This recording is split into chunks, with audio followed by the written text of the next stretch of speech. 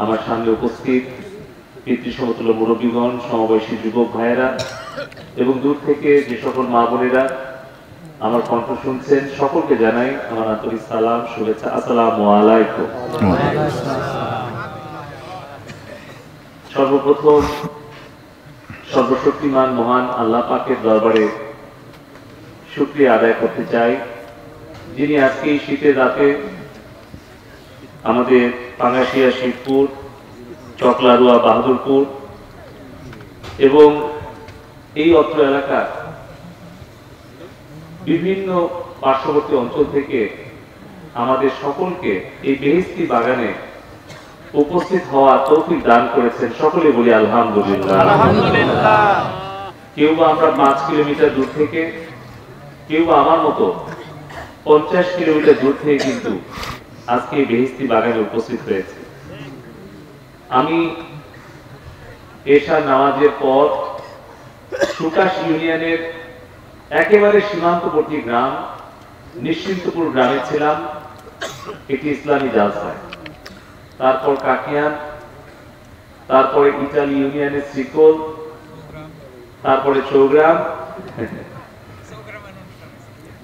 তারপর বারবার আমার রতন, বাইজিদ ভাই, ফরিদ ভাই, শাহজাহান ভাই সকলেই নেতৃবৃন্দ ফোন করছিলেন যে আমার শ্রদ্ধেয় মুরব্বী উনি মঞ্চে উঠে গেছেন, আপনি কখন আসবেন।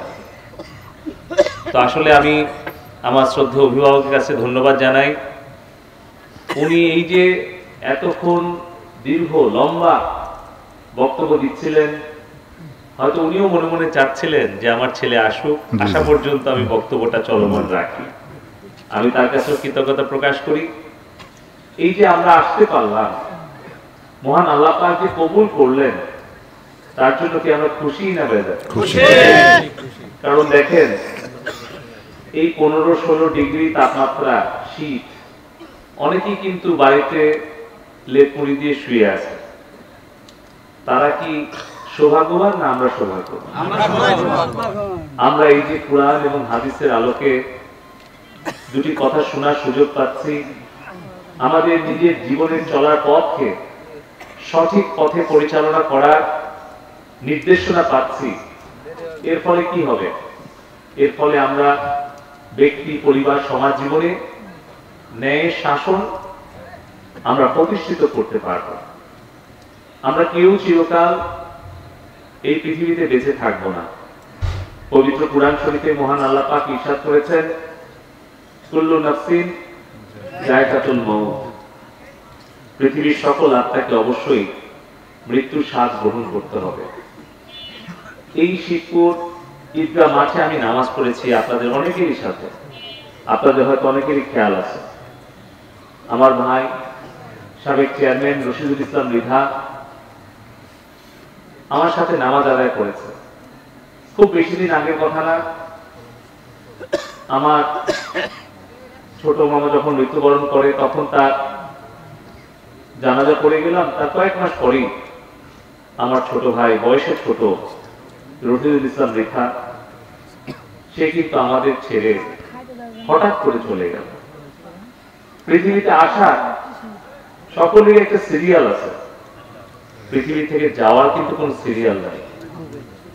আমার বয়সে ছোট ভাই, সে যে আগে আমাকে ছেড়ে চলে যাবে না, এর কোনো গ্যারান্টি আছে কি? বাবার আগে ছেলে যে চলে যাবে না, এর কোনো গ্যারান্টি আছে কি? কিন্তু আমাদের অনেক সময় খেয়াল থাকে না যে এই দুনিয়া ছেড়ে আল্লাহর কাছে আবার ফিরে যেতে হবে। সেই কারণে অনেক সময় আমরা ভুল করি, পাপ করি। আমরা কেউ ভুল ত্রুটি উঠে না। আমরা প্রতিনিয়ত আল্লাহ পাকের দরবারে ক্ষমা প্রার্থনা করব, যেন মহান আল্লাহ পাক আমাদেরকে আমাদের জীবনের গুনাহ মাফ করে সৎ পথে চলার তৌফিক দান করে। কুরআন এবং হাদিসের আলোকে জীবন চলার তৌফিক দান করে। এই পাশে কবরস্থান, আমাদের এই মাদ্রাসা, আপনারা জানেন যে মসজিদ, মাদ্রাসা, কবরস্থান, এই সকল প্রতিষ্ঠান প্রতিষ্ঠার পেছনে যদি আমরা আমাদের সাধ্যমতো দান করতে পারি, তাহলে সেই দান কিন্তু সদকায়ে জারিয়া হিসেবে মহান আল্লাহ পাক কবুল করবে, এবং তার ফলে আমরা মৃত্যুবরণ করার পরেও, আমরা কবরে যাওয়ার পরেও আমাদের আমলনামায় আমরা সওয়াবটা পেতে থাকবো। তো যাই হোক, আজকে আমার কাছে কয়েকটা দাবি আমার বড় ভাই এখানে রেখেছেন। মাদ্রাসা ভবনটা দ্রুত নির্মাণ করা দরকার, মাদ্রাসার ছাত্রদের থাকার এবং পড়ার সুব্যবস্থার জন্য। আমি নির্বাচন আচরণ বিধির কারণে আমি প্রকাশ্যে কোনো ঘোষণা দিতে পারবো না বা নির্দিষ্ট কোনো ওয়াদা করতে পারবো না। তবে আপনারা আমাকে চেনেন, জানেন, এই সিংড়ার মাটিতে আমার জন্ম, এই সিংড়ার মাটিতে আমার বেড়ে ওঠা, আমার ভালো মন্দ সবকিছুই আপনাদের জানা আছে। আমি গত 15 বছর চেষ্টা করেছি আমার এই চামার ইউনিয়ন, কলম ইউনিয়ন তথা চরণবিলেবাসীর খেদমত করার জন্য। সারা বাংলাদেশে একটা কথা প্রচলিত আছে, বিল দেখো তো চলন আর গ্রাম দেখো তো কলম। সেই কলম, সেই চলন বিল, সেই চামারি ইউনিয়ন কিন্তু অবহেলিত ছিল স্বাধীনতার পরে 37টা বছর। আজকে যে রাস্তা দিয়ে আসলে আপনারা দেখছেন, রোডসান হাইওয়ে সিংড়া থেকে পাবনা চাটমোহর পর্যন্ত রাস্তাটা যাচ্ছে। হয়তো আমার বাপজানেরও আসতে একটু কষ্ট হয়েছে, রাস্তাটা একটু খারাপ, কিন্তু এই কষ্টটা করতে হচ্ছে আরো ভালো আরামে চলাফেরা করার জন্য। রাস্তাটা বড় হচ্ছে, প্রশস্ত হচ্ছে। তাই আপনারা দোয়া করবেন যে বাকি যে অসমাপ্ত কাজগুলো আছে, এই মাদ্রাসার বিল্ডিং, ছোটখাটো দুই একটা রাস্তা এবং এলাকার যে সকল অসমাপ্ত কাজগুলো আছে, মহান আল্লাহ পাক যেন আমার মাধ্যমে সেগুলো সুসমাপ্ত করার তৌফিক দান করে। আমি মানুষ, ফেরেশতা নই, ভুল ত্রুটির ঊর্ধ্বে নই। হয়তো 15 বছর দায়িত্ব পালন করতে গিয়ে 10 জনের উপকার করতে পেরেছি, 2 জনের হয়তো করতে পারিনি। কথা বা কাজে অনেককেই কষ্ট দিয়েছি। আপনারা আল্লাহর ওয়াস্তে আমাকে আপনারা ক্ষমা করে দেবেন এবং দোয়া করবেন যেন আমি একজন ইসলামের খাদেম হয়ে মসজিদ মাদ্রাসার উন্নয়ন অব্যাহত রাখতে পারি এবং ইমানের সাথে যেন কবরে যেতে পারি, আমৃত্যু একজন আদর্শ সেবক হয়ে জনগণের যেন সেবা করতে পারি। আমি আপনাদের সকলের কাছে দোয়া চাই মাননীয় প্রধানমন্ত্রী শেখ হাসিনার জন্য, যিনি বাবাকে হারিয়ে, মাকে হারিয়ে, পরিবারের 18 জন সদস্যকে হারিয়ে দিন রাত 24 ঘন্টা পরিশ্রম করছেন জীবনের ঝুঁকি নিয়ে এদেশের 17 কোটি মানুষের মুখে হাসি ফোটানোর জন্য। যিনি অঙ্গীকার করেছেন আমাদের নির্বাচনী ইশতেহারে, উনি বলেছেন যে বাংলাদেশ আওয়ামী লীগ ক্ষমতা থাকাকালীন সময়ে কোরআন এবং হাদিস বিরোধী কোনো আইন বাংলাদেশের মাটিতে ইনশাআল্লাহ হবে না। আপনারা জানেন যে কওমি মাদ্রাসার স্বীকৃতি, দাওরায়ে হাদিসের মাস্টার ডিগ্রি স্বীকৃতি, সারা বাংলাদেশে 560টা মডেল মসজিদ নির্মাণ, সকল উদ্যোগগুলো কিন্তু মাননীয় প্রধানমন্ত্রী জননেত্রী শেখ হাসিনা গ্রহণ করেছেন। এই ভালো কাজ যেন অব্যাহত রাখার মহান আল্লাহ পাক সুযোগ করে দেন। মাননীয় প্রধানমন্ত্রী জননেত্রী শেখ হাসিনাকে যেন আরেকবার এই দেশ পরিচালনার সুযোগ করে দেন এবং সিংড়ার আসন থেকে আবারও আপনাদের সন্তান, আপনাদের ভাই, আপনাদের আপদের বিপদের বন্ধু হয়ে যেন এই এলাকার মানুষের সেবা করার সুযোগ পাই। আগামী 2024 সালের 7 জানুয়ারি নির্বাচনে বিজয়ী হয়ে এই সকল কাজগুলো যেন বিলদহরের ব্রিজ, আমার এই মাদ্রাসার ঘর এবং ছোটখাটো সামান্য যে কাজগুলো বাকি আছে সেগুলো যাতে মহান আল্লাহ পাক আমার মাধ্যমে সুসমাপ্ত করার তৌফিক দান করেন, সেই দোয়া প্রার্থনা করে আমার কথা এখানে শেষ করছি। আসসালামু আলাইকুম। اللهم صل على سيدنا شفينا نبينا مولانا محمد وعلى آله وصحابه وبارك وسلم. যারা আব্দুল বাড়ি কেমন আছে? জি আলহামদুলিল্লাহ ভালো আছে। আমার বোন ভালো আছে? জি আলহামদুলিল্লাহ ভালো আছে। সবাই মোনাজাত করবে, এখন হাত তোলেন সে আল্লাহর কাছে। এই যারা পিছনে দাঁড়িয়ে আসলে তবরক নেওয়ার জন্য নাকি মোনাজাতে সামিল হও, তাহলে তাবারক হবে। তাবারাকাল্লাযী বিয়াদিহিল মুলক মানে কি? পূত পবিত্র। তবারক মানে পবিত্র খাদ্য। পবিত্র খাদ্য কাদের জন্য? ওরা শুনবে, মোনাজাত করবে। আবার তবারক নেওয়ার সময় দুই হাত দিও না। একেবারে ছোট্ট বয়সে প্রথম যে বছর এমপি হয়েছিল, আমি বিল দফর ওয়াজ করে যখন যাচ্ছি তখন সে আসতেছে। প্রথম বছর এমপি হয়নি, মানে এমপি দাঁড়াবে। তা আমার গাড়ি থামায়া কে যেন বললো এটা বুঝলো শীত, উনি আমার কাছে দোয়া চাইলেন একেবারে কদম বসি করে। আমি বললাম বাবা কিসের দোয়া? কই এমপি দাঁড়াচ্ছে হুজুর। ওর চেহারা দেখার মনে হয়েছিল এই সাওয়াল রেখে ভোট দিবি, মানে করে হেল ফেলা, তাই না?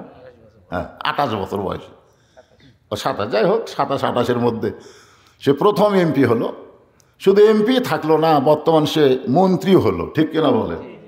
আজকের মাহফিলের সম্মানিত প্রধান অতিথি জনায়েত আহমদ পলক। আজকের এই মাহফিলের বিশেষ অতিথিবৃন্দ যিনারা রয়েছেন, সকলের নাম বলা যাবে না, সবাইকে অন্তরের অন্তঃস্থল থেকে আমি শুভেচ্ছা জ্ঞাপন করছি। এই মুহূর্তে আমার সামনে যারা বসে আছেন, তবে বসে থাকার ভিতরে কিছু মানুষ দাঁড়িয়ে থাকা, এটা লক্ষণ ভালো না। আপনারা যারা পিছনে দাঁড়িয়ে আছেন আল্লাহর হস্তে বসেন, বসার চেষ্টা করেন। যারা বসে আছেন আপনাদের ভাইদেরকে বসার একটা ব্যবস্থা করে দেন, কারণ আমরা এমন একটা দেশে বসবাস করি যে দেশে অসংখ্য মানুষ থাকার পরেও রোহিঙ্গা মানুষকে আমরা জায়গা দেই। জোরে কারণ ঠিক কিনা? জায়গা দেয়নি রোহিঙ্গারে? কেন দিছি কোন? তো আমাদের তো জায়গাই নাই। মাত্র ছোট্ট একটা দেশ, 18 কোটি মানুষ, এর মধ্যে আবার ওরা ঝামেলা কেন? কিন্তু বাংলাদেশের মানুষের কলিজা বড়, ঠিক কিনা বলেন? যার কারণে রোহিঙ্গা মুসলমানরা আমরা জায়গা দিয়ে প্রমাণ করেছি, ছোট জায়গা কম হলেও আমরা জায়গা দিবার পারি। তার দ্বারা দাঁড়িয়ে আছে, ওরা কি রোহিঙ্গা? ওরা তো আমাদেরই ভাই। ওদের জায়গা দেওয়ার জন্য এই মাঝখানে এই জায়গাটা একটু সামনের চাপে বসেন তো, এই যে মাঝে ফাঁকা দেখা যায়, একটু চাপে বসেন, আসেন একটু আল্লাহর রাস্তে জমে বসেন। যারা দাঁড়িয়ে আছে এই সুযোগে আপনারা বসেন। লা ইলাহা ইল্লাল্লাহ, লা ইলাহা ইল্লাল্লাহ, লা ইলাহা, লা ইলাহা ইল্লাল্লাহ মুহাম্মাদুর রাসূলুল্লাহ সাল্লাল্লাহু আলাইহি ওয়াসাল্লাম। আমার সামনে যারা বসে আছেন আল্লাহর পাগল, আল্লাহর পাগল, সুবহানাল্লাহ বলেন। কোরআন হাদিসের আকর্ষণ করে যাই নিয়া এই জান্নাতের বাগানে যারা বসে আছেন, আমি আমার অন্তরের অন্তঃস্থল থেকে আপনাদের সবাইকে শুভেচ্ছা জ্ঞাপন করছি। সম্মানিতা মা বোনেরা, পর্দার অন্তরালে বসে বসে যারা আলোচনা শুনতেছেন, আমি আমার অন্তরের অন্তঃস্থল থেকে সম্মানিতা মা বোনদেরকেও শুভেচ্ছা জ্ঞাপন করে দীর্ঘ 1 বছর পরে এই মুহূর্তে জানতে চাচ্ছি আপনারা সকলে কেমন আছেন? জি আলহামদুলিল্লাহ, ভালো আছেন। আলহামদুলিল্লাহ আলা কুল্লি হাল। আল্লাহ রাসূল বলেছেন যে যে অবস্থায় থাকো না কেন, সকল অবস্থায় শুকরিয়া আদায় করতে হবে কার? আল্লাহর। এখানে কে যেন একজন বললেন যে আপনি কেমন আছেন। তো যাই হোক, আমার ব্যাপারে আব্দুল জলিল সাহেব বলেই দিছেন, 1 তারিখ আমার অ্যাক্সিডেন্ট। অনেক জায়গায় অনেক ভুয়া প্রচার হয়ে গেছে যে মারা গেছি। আসলে মরে যাওয়া এটা ভুয়া না, ওটাই আসল, ঠিক কিনা বলেন? কিন্তু মরার আগে যখন প্রচার হয় তখন বলা হয় ভুয়া। কিন্তু আসলে যে আমরা মরবো এই ব্যাপারে কোনো সন্দেহ নাই। তো যাই হোক, সে কঠিন অবস্থা থেকে আল্লাহ পাক আমাকে হায়াতে রাখছেন। আমি হিসাব করে দেখছি 3 কারণে। কয় কারণ? কারণ প্রত্যেক মাসের 2 তারিখে আমি আমার মাদ্রাসা হুজুরদের, শিক্ষকদের, কর্মচারীদের বেতন দেয় কয় তারিখে? 2 তারিখে। আর অ্যাক্সিডেন্ট হচ্ছে কয় তারিখে? 1 তারিখে। এটা কিন্তু আমার মাদ্রাসা প্রতিষ্ঠা হওয়ার পর থেকে প্রতি মাসের 2 তারিখে আমি বেতন দিয়ে দিই। তা আমি যদি 1 তারিখে মরতাম তাহলে ওদের বেতন দিত কে? ঠিক কিনা বলেন? তো যাই হোক, এটা একটা কারণ। আর একটা কারণ হলো আমার মা। যখন আমি মার সঙ্গে দেখা করি, সকালেই করি আর বিকালেই করি। বর্তমানে আমার মা স্ট্রোক করে অসুস্থ অবস্থায় আছে। তা আমার মা আমাকে একটা কথাই বলে, বাবা তুই তোর বাপের জানাজা করছিস, আমার জানাজাও করা লাগবে, ও আদা দে। আমি তখন বলতাম, মা কে কখন মরবে এটা বলা যাবে না, হয়তো দেখবেন আপনি বাঁচা আছেন, আমি মরে গেছি। মা বলতেছে আমি সবসময় দোয়া করব আল্লাহ যেন আমার আগে তোর মৃত্যু না দেয়। মায়ের দোয়াকে আল্লাহ শোনে না? অবশ্যই শোনে। তাহলে আমার কপালে হাত দেওয়া আদা দে। আমি মায়ের কপালে হাত দেওয়া আদা দিলাম যে আল্লাহ আমি যেন আমার মায়ের জানাজা করতে পারি। হয়তো মা তো এখনো মরে নাই, হয়তো জানাজা করার জন্য আল্লাহ পাক আমাকে হায়াত দান করছে, সুবহানাল্লাহ বলে। আর একটা হলো, আল্লাহ আমাকে 3টা মেয়ে দিয়েছে, ছেলে দেয়নি। তা আপনাদের দোয়ায় আল্লাহ রহমতে আমার 3টা মেয়ে এত পরেজগার, ওরা তাহাজ্জুদের নামাজও পড়ে। আর লাস্টে বেটার আশায় যে বেটি লিসি লাস্টে, এটা কিন্তু আসলে মেয়ে নেওয়ার নিয়তে না, একটা ছেলে নেওয়ার নিয়তে। ও বর্তমানে তানজিমুল উম্মা মাদ্রাসায় হেফজও করতেছে। আপনার দোয়া করেন হাফেজের বাপ হবার না পারলেও হাফেজ আর বাপ যেন হতে পারি, সকল বলেন আমিন। যাই হোক, আপনারাও দোয়া করছেন যে মরুক আমাকে ওয়াজের পরে, ঠিক না? হয়তো এই কারণে আপনাদের সঙ্গে আমার সাক্ষাৎ হলো। তা আমি জিজ্ঞাসা করলাম কেমন আছেন আপনারা? আলহামদুলিল্লাহ বললেন। এতগুলো মানুষের মধ্যে একজন বললেন, হুজুর আপনি কেমন আছেন? তা আমিও বলতেছি আলহামদুলিল্লাহ, আলহামদুলিল্লাহ রব্বিল আলামিন। যে আল্লাহ শারীরিক সুস্থতা দান করে মানসিক প্রশান্তি লাভের জন্য আজকের এই কোরআন কারিমের মাহফিলে আমাদেরকে আল্লাহ একত্র হওয়ার তৌফিক দিলেন। আমরা সে আল্লাহর প্রতি কৃতজ্ঞতা জ্ঞাপন করার স্বার্থে বলতেছি, রব্বানা লাকাল হামদ হামদান কাসীরান তাইয়িবান মুবারাকান ফীহি।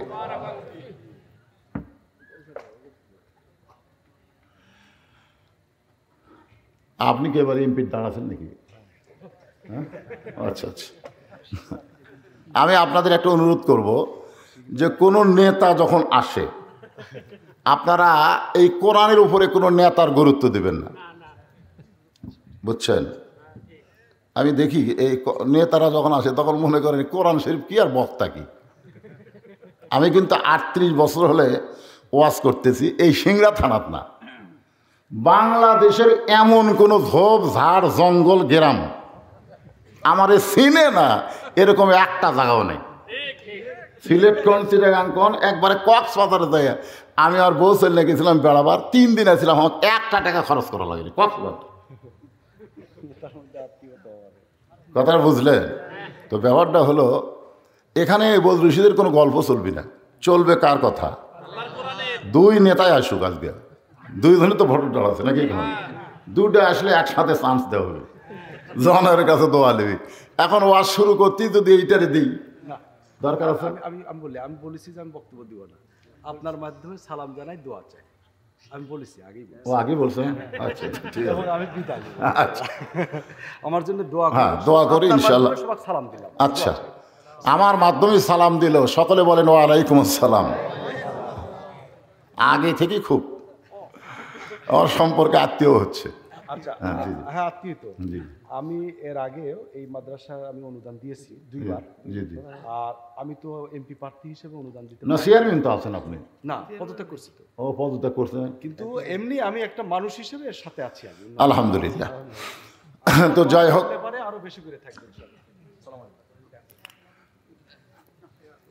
তো কি কথা বলতেছিলাম খুব খেয়াল করেন। আমি কিন্তু আজকে সূরা মাউন আলোচনা করেছি, মানে তেলাওয়াত করেছি আপনাদের সামনে। সূরা মাউন, হ্যাঁ তেলাওয়াত হয়েছে, এখন এর উপর আলোচনা হবে।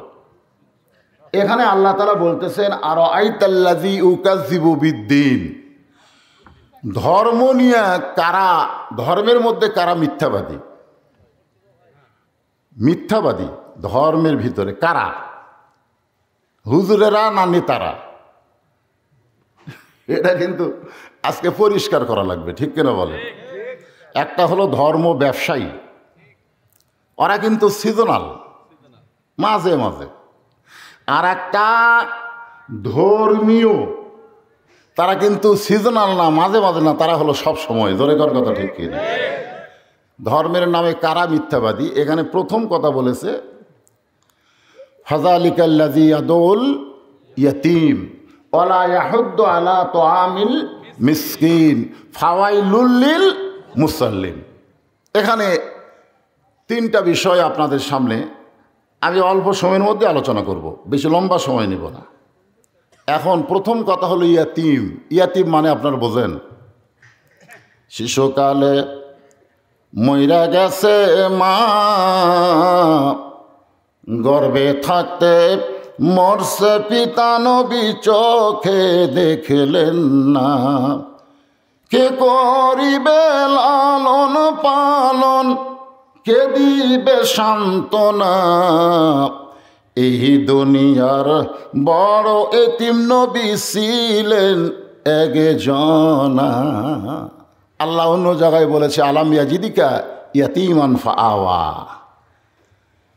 এতিমদেরকে ধমক দেওয়া যাবে না, এতিমদের সঙ্গে খারাপ ব্যবহার করা যাবে না, এতিমদেরকে হক থেকে বঞ্চিত করা যাবে না, নানা বিষয়ে আলোচনা।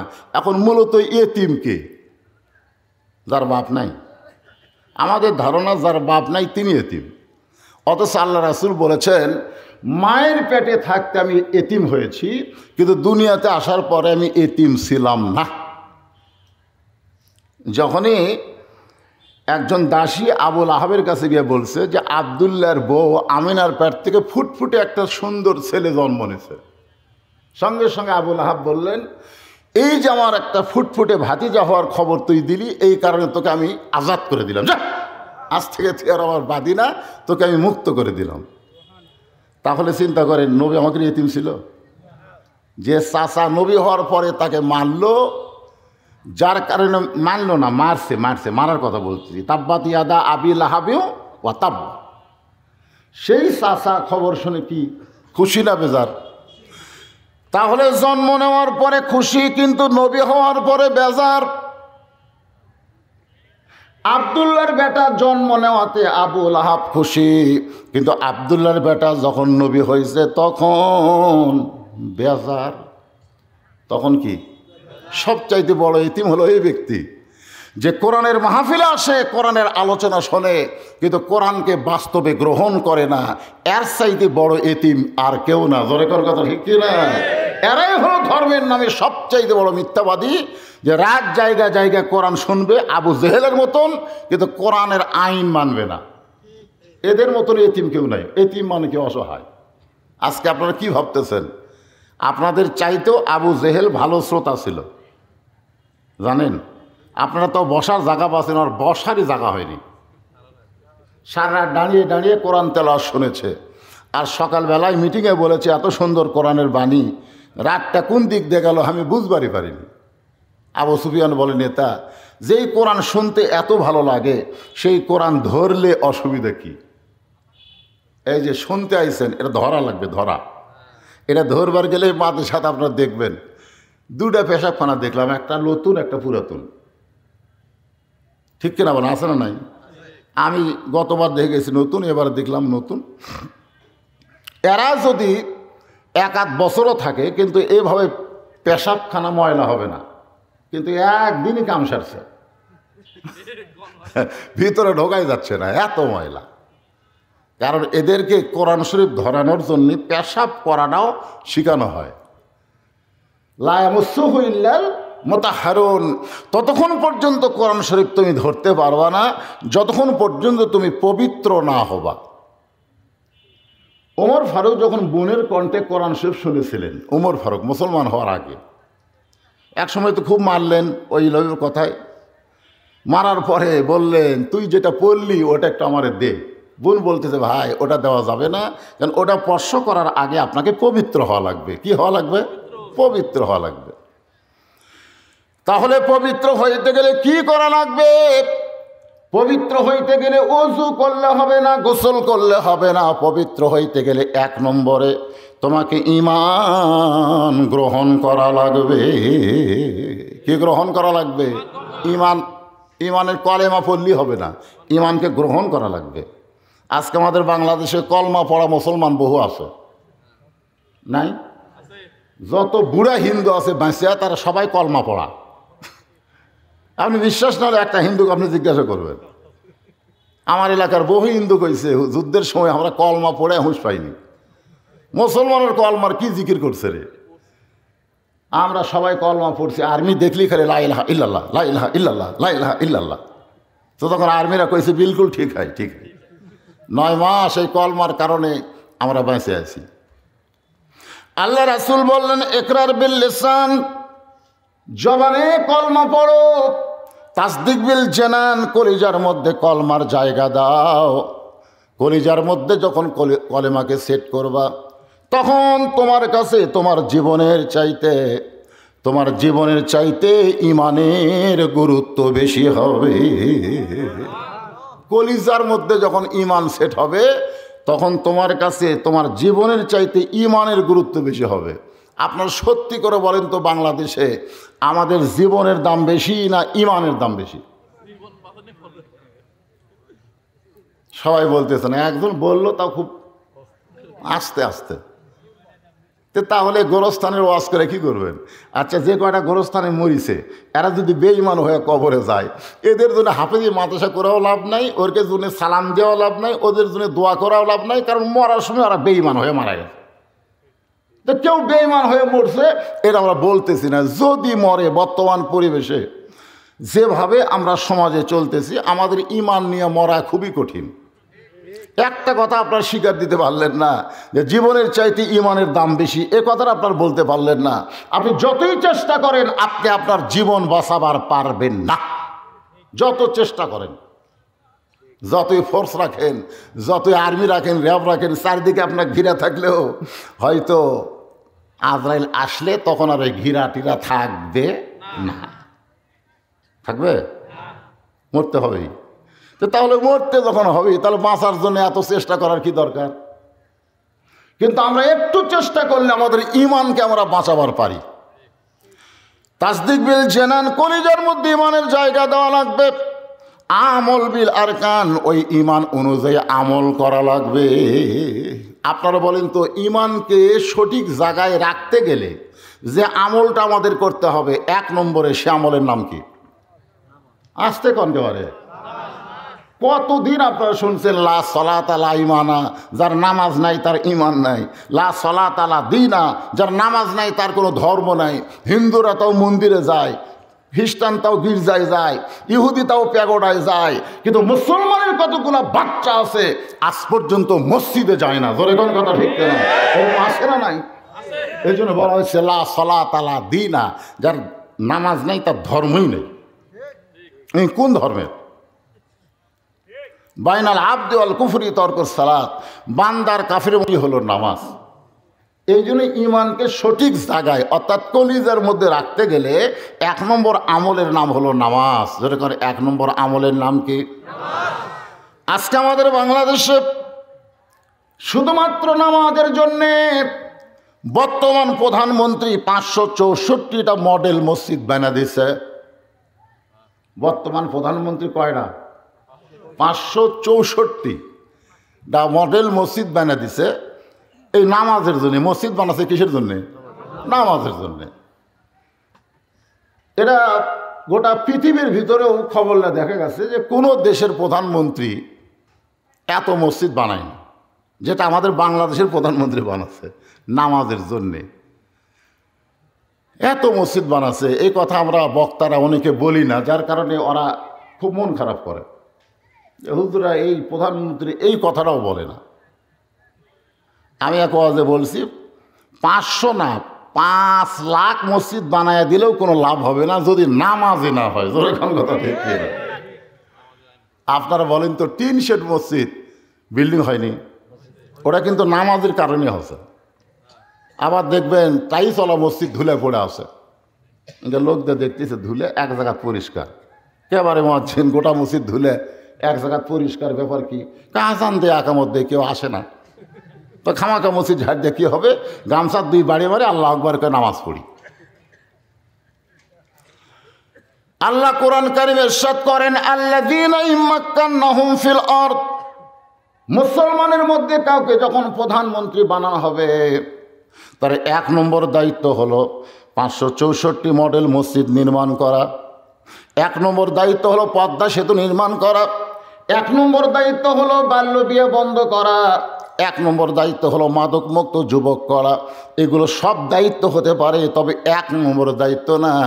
1 নম্বর দায়িত্ব হলো আকামুসসালাহ, নামাজ কায়েম করা। আচ্ছা, নামাজ কায়েম করলে আমাদের কি লাভ হবে?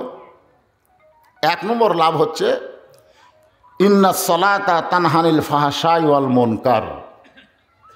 একমাত্র নামাজই পারে মানুষকে যাবতীয় অশ্লীলতা থেকে হেফাজত করতে। আপনারা বলেন তো, আমাদের প্রত্যেকটা যুবকের হাতে যে হারে মোবাইল, একটা যুবকের হাতে এমন আছে 3টে, ধরে কোন কয়টা? একটা নেটওয়ার্ক একটু কম পায় দেখে আর একটা কিনছে। আবার বাংলালিং এক জায়গায় নেটওয়ার্ক বেশি পায়, গ্রামীণ এক জায়গায় বেশি পায়, ওই সেই জন্য 2টে কিনা 2টে ধরাছে। হায় হায়, আপনারা বলেন, যেই সমস্ত যুবকদের হাতে এইরকম মোবাইল, ওরা যদি নামাজ না ধরে তাহলে ওরা দরজা জানলা বন্ধ করে রাত্রিবেলা কি করে? ভাই কিছু করে কি করে না সেরকম? তাহলে ওই সমস্ত যখন দরজা জানলা বন্ধ হয় তখন বাপ মার কি আছে? বাপ মা ঘুমাইছে, সবাই ঘুমাইছে, আর ছেলেটা মনে করছে সবাই ঘুমাই গেছে, দরজা জানলা বন্ধ করে দিলাম, এখন ইচ্ছা মতো কম্বলের তলে ল্যাপের তলে আমি চলাই। কিন্তু যদি নামাজ আদায় করে তাহলে এই নামাজ তাকে ইমানে এমনভাবে শক্তি দিবে, পাগলা দরজা বন্ধ করে তুই যে অশ্লীল দেখতেছিস, তোর বাপ মা হয়তো ঘুম পাড়তিছে, কিন্তু একজন কিন্তু ঘুমায় না রে, একজন কিন্তু ঘুমায় না। সিনা তাও ওলা নাউম, তার ঘুমও নাই, এমনকি তন্দ্রা পর্যন্ত নেই। তার নাম কি? আরো ধরে কান।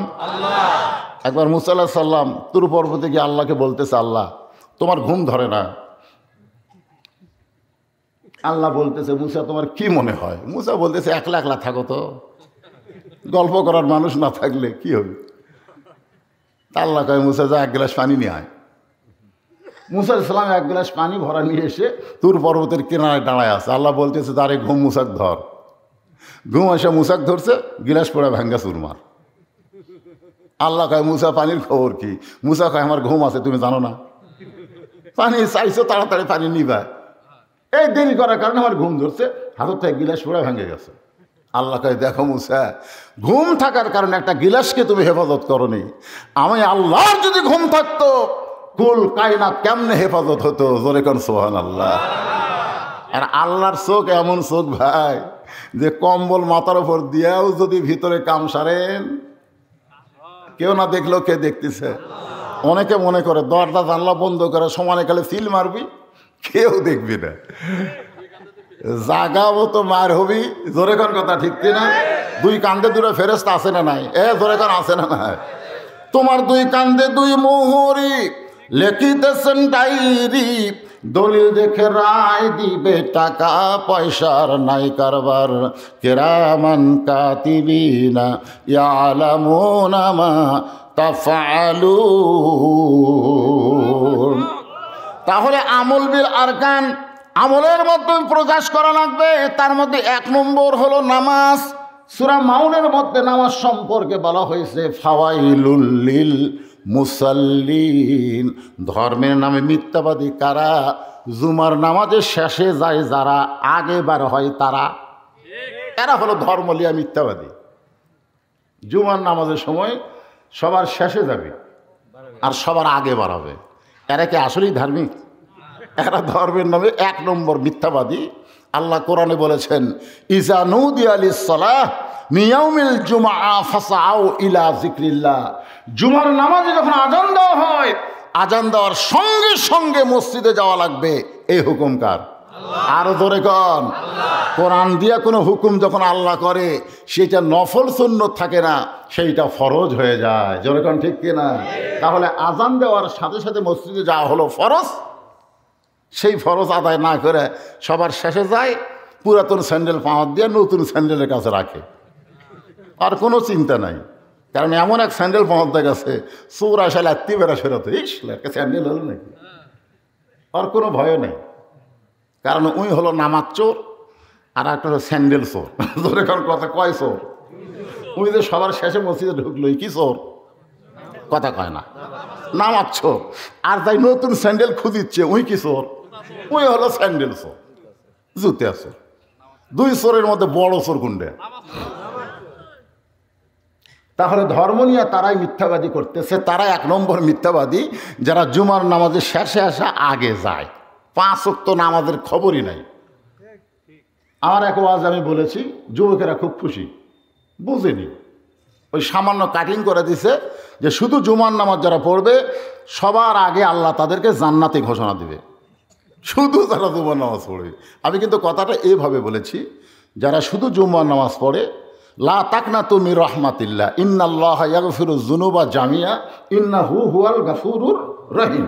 এই আয়াতের ওসিলায় আল্লাহ হয়তো দয়া করে বলতে পারে, যারা 5 ওয়াক্ত পড়েনি খালি জুম্মা পড়ছো তাদেরকে আমি আল্লাহ জান্নাত দিয়ে দিলাম। এই কথা বলার পরে 5 ওয়াক্ত নামাজের একটু বেজার হবে, কে রে এত কষ্ট করে আমরা 5 ওয়াক্ত পড়লাম, এরা 5 ওয়াক্ত পড়েনি জুম্মার নামাজ পড়ছে, এদেরকে আল্লাহ জান্নাত দিয়ে দিল। এখানে কিন্তু আল্লাহ তাআলা একটা খেল খেলতেছে, ওই খেল খেলার কথা ইউটিউবার আর বলেনি। আমাকে সবাই মোবাইল করে, হুজুর 5 ওয়াক্ত বাদ দেয় জুম্মা পড়লি সবার আগে জান্নাত। আরে পাগলা গোটা শুনতো আমি কি কইছি?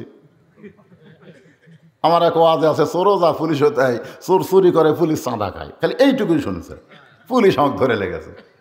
এরপরে আমি কইছি 2-1 পুলিশের জন্য পুলিশ জাতের বদনাম করা যাবে না।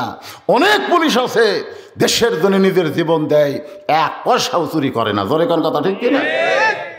শোনা লাগবে না, গোটা শোনা লাগবে না। শেখ হাসিনা ফকুরনি, খালেদা জিয়া ফকুরনি, এ কথা বাংলার কোনো বক্তা কয়নি, আমি কইছি। জোরে কোন ঠিক কিনা? ধরে দেখো আপনি বর্তমান প্রধানমন্ত্রী ফকুরনি, সাবেকটাও ফকুরনি, তার প্রধানমন্ত্রীকে আমি বললাম ভাই গোটাল শোনেন, ওয়াজটা পুরা শোনেন, সামান্য শুনলে বুঝতে পারবেন না। ওরা খুশি হয়ে জান্নাতের কাছে গেছে, যায় দেখে বিশাল একটা তালা। জুমাবাটি বলবে আল্লাহ তালা, যে আল্লাহ কয় চাবি আছে খুঁজে দেখ।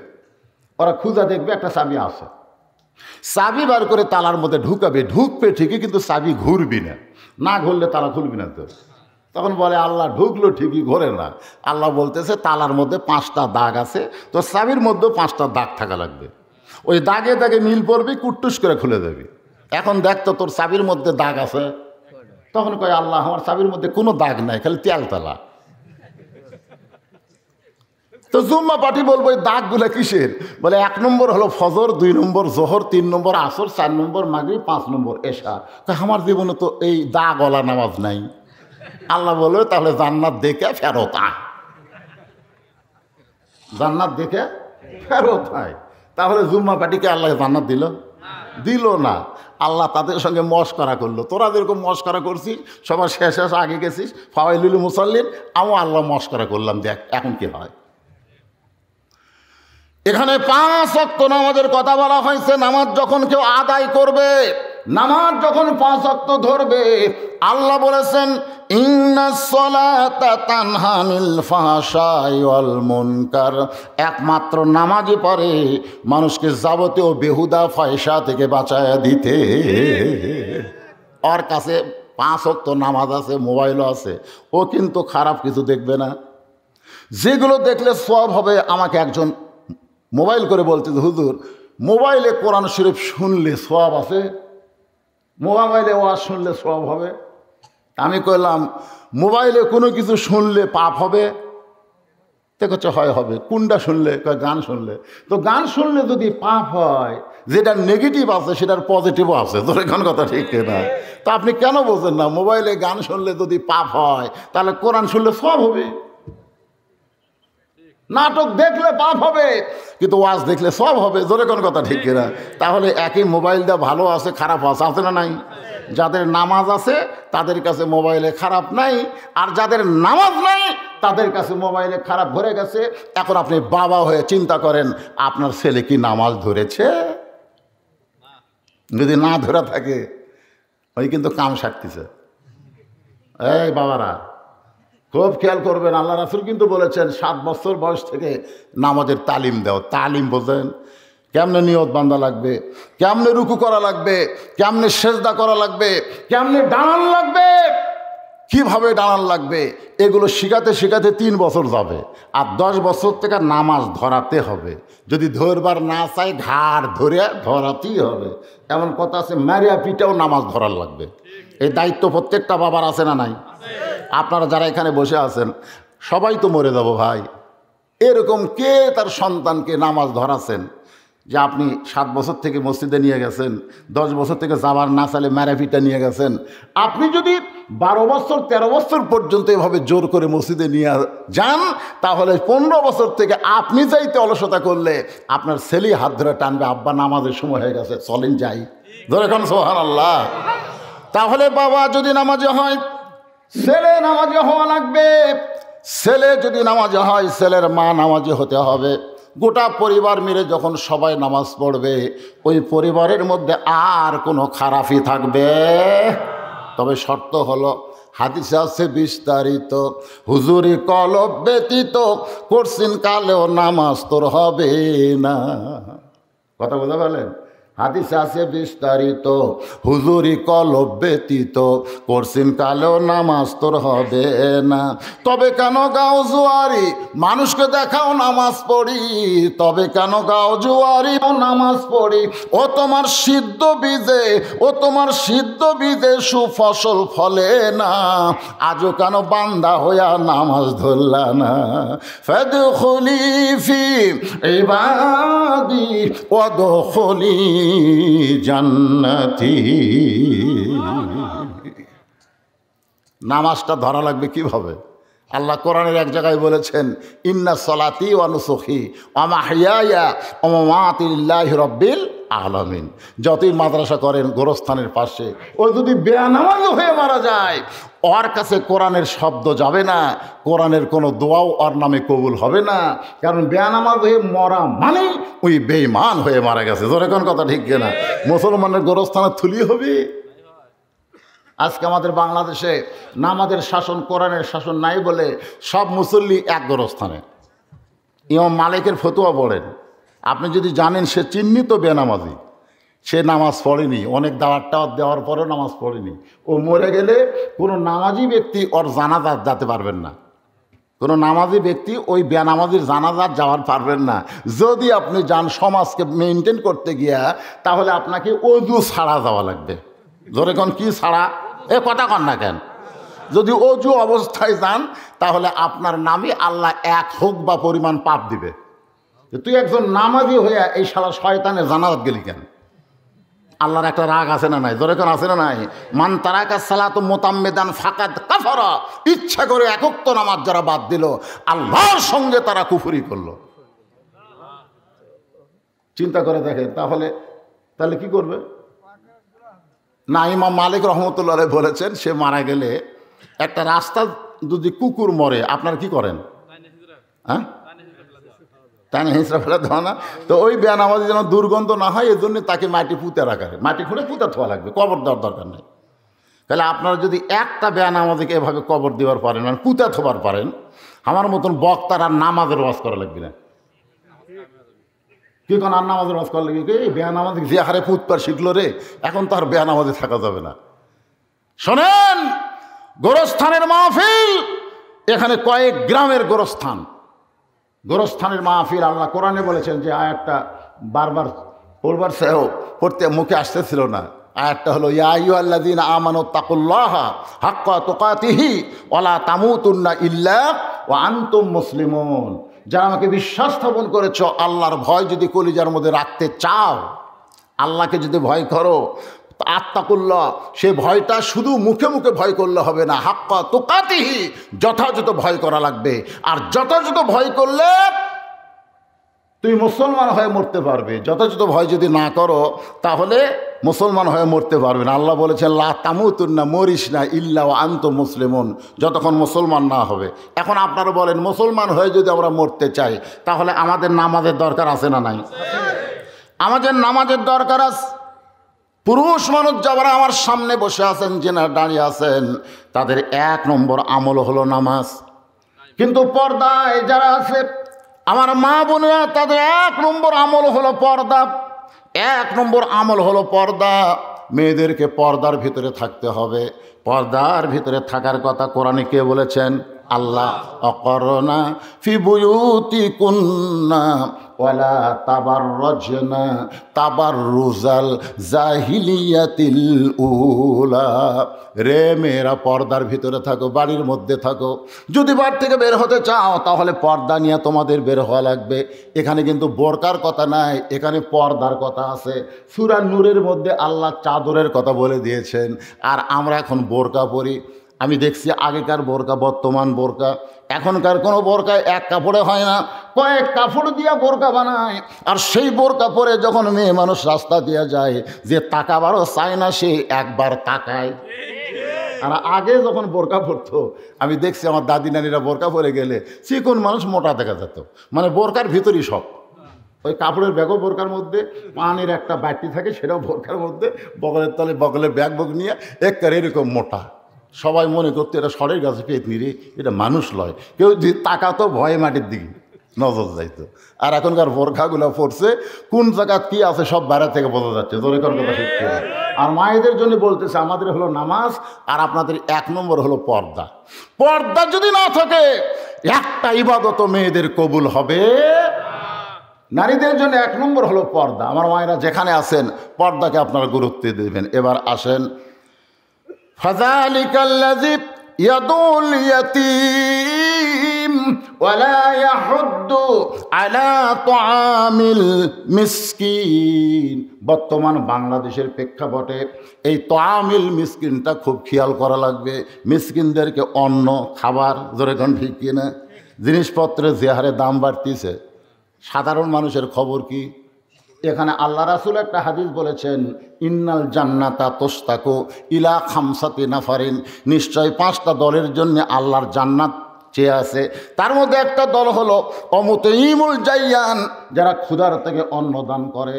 যারা ক্ষুধার থেকে অন্ন দান করে তাদের জন্যে আল্লাহর জান্নাত আশা করে আছে।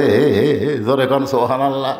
একটা মুরব্বী আমাকে বলেছে, হুজুর এই ওয়াজটা আপনি করবেন, আমরা আপনার মুখে শুনেছি কিন্তু সরাসরি আমরা শুনি নাই। আল্লাহর একজন বান্দা রবি ইবনে সুলাইমান হজ করতে যাবেন। হজ কিন্তু আল্লাহ সবার জন্য জীবনে কয়বার ফরজ? কথা কর না, কয়বার ফরজ? কিন্তু এমন কতগুলো মানুষ আছে হজ করে আসার পরে আবার টান ধরছে, কি আবার যাব, কি জন্য যাব? ওরে বাবা রে, ভাই রে, ওরে কিরে, আল্লাহ কইছে একবার ফরজ, তুই আবার যাবি কেন? আবার যাবো। এমন আছে 18 বার 20 বার। বাংলাদেশের একজন বক্তা বলেছে, আমি জীবনে কতবার হজ করছি আর ওমরা করছি তার হিসেবই জানি না। অথচ আল্লাহ কইছে কয়বার? কথা কন না কেন, কয়বার? আর ওই কতবার করছে তার হিসাবে জানে না। এইটা কি? এটা কি? বারবার মক্কা মদিনায় যাইতে টাকা লাগে না? এতক্ষণ টাকা লাগিতে লাগে না? তুমি হজের টাকা ওই বারবার নষ্ট না করে, আমি বলবো নষ্ট না করে এরকম একটা মাদ্রাসা দিয়ে দাও, যে ভাই জান আমি এবার হজে যাওয়ার চাইছিলাম, মাদ্রাসার ইতিমদেরকে আমি হজের টাকা দিয়ে দিলাম। এই গ্রামে একটা মেয়ের বিয়ে হচ্ছে না, গরিবের মেয়ে বিয়ে হচ্ছে না, তার বিয়ের জন্য দিয়ে দাও। একটা ছেলে এতিম আছে, তার এতিমরে দিয়ে দাও। তুমি বারবার হজ করো তো, কত তোমার কে বলেছে? আমি এরকম ঠেলাত পড়ে যাই, ঠেলাত ইচ্ছা করে না। তো প্রথম 11 সালে আমি কাবা ঘর দেখলাম, বিশ্বাস করেন কাবা দেখার সাথে সাথে আমার চোখ দিয়ে দর দর করে পানি পড়লো। কাবার যে কি একটা আকর্ষণ ঝলক করে আমার চোখের মধ্যে ঢুকলো, আর অন্তর কাঁপতে থাকলো, চোখ দিয়ে পানি চলে আসলো। এটা প্রথমবার। দ্বিতীয়বার যখন গেলাম তখন কাবা দেখলাম ঠিকই, কিন্তু চোখত পানি আসলো না।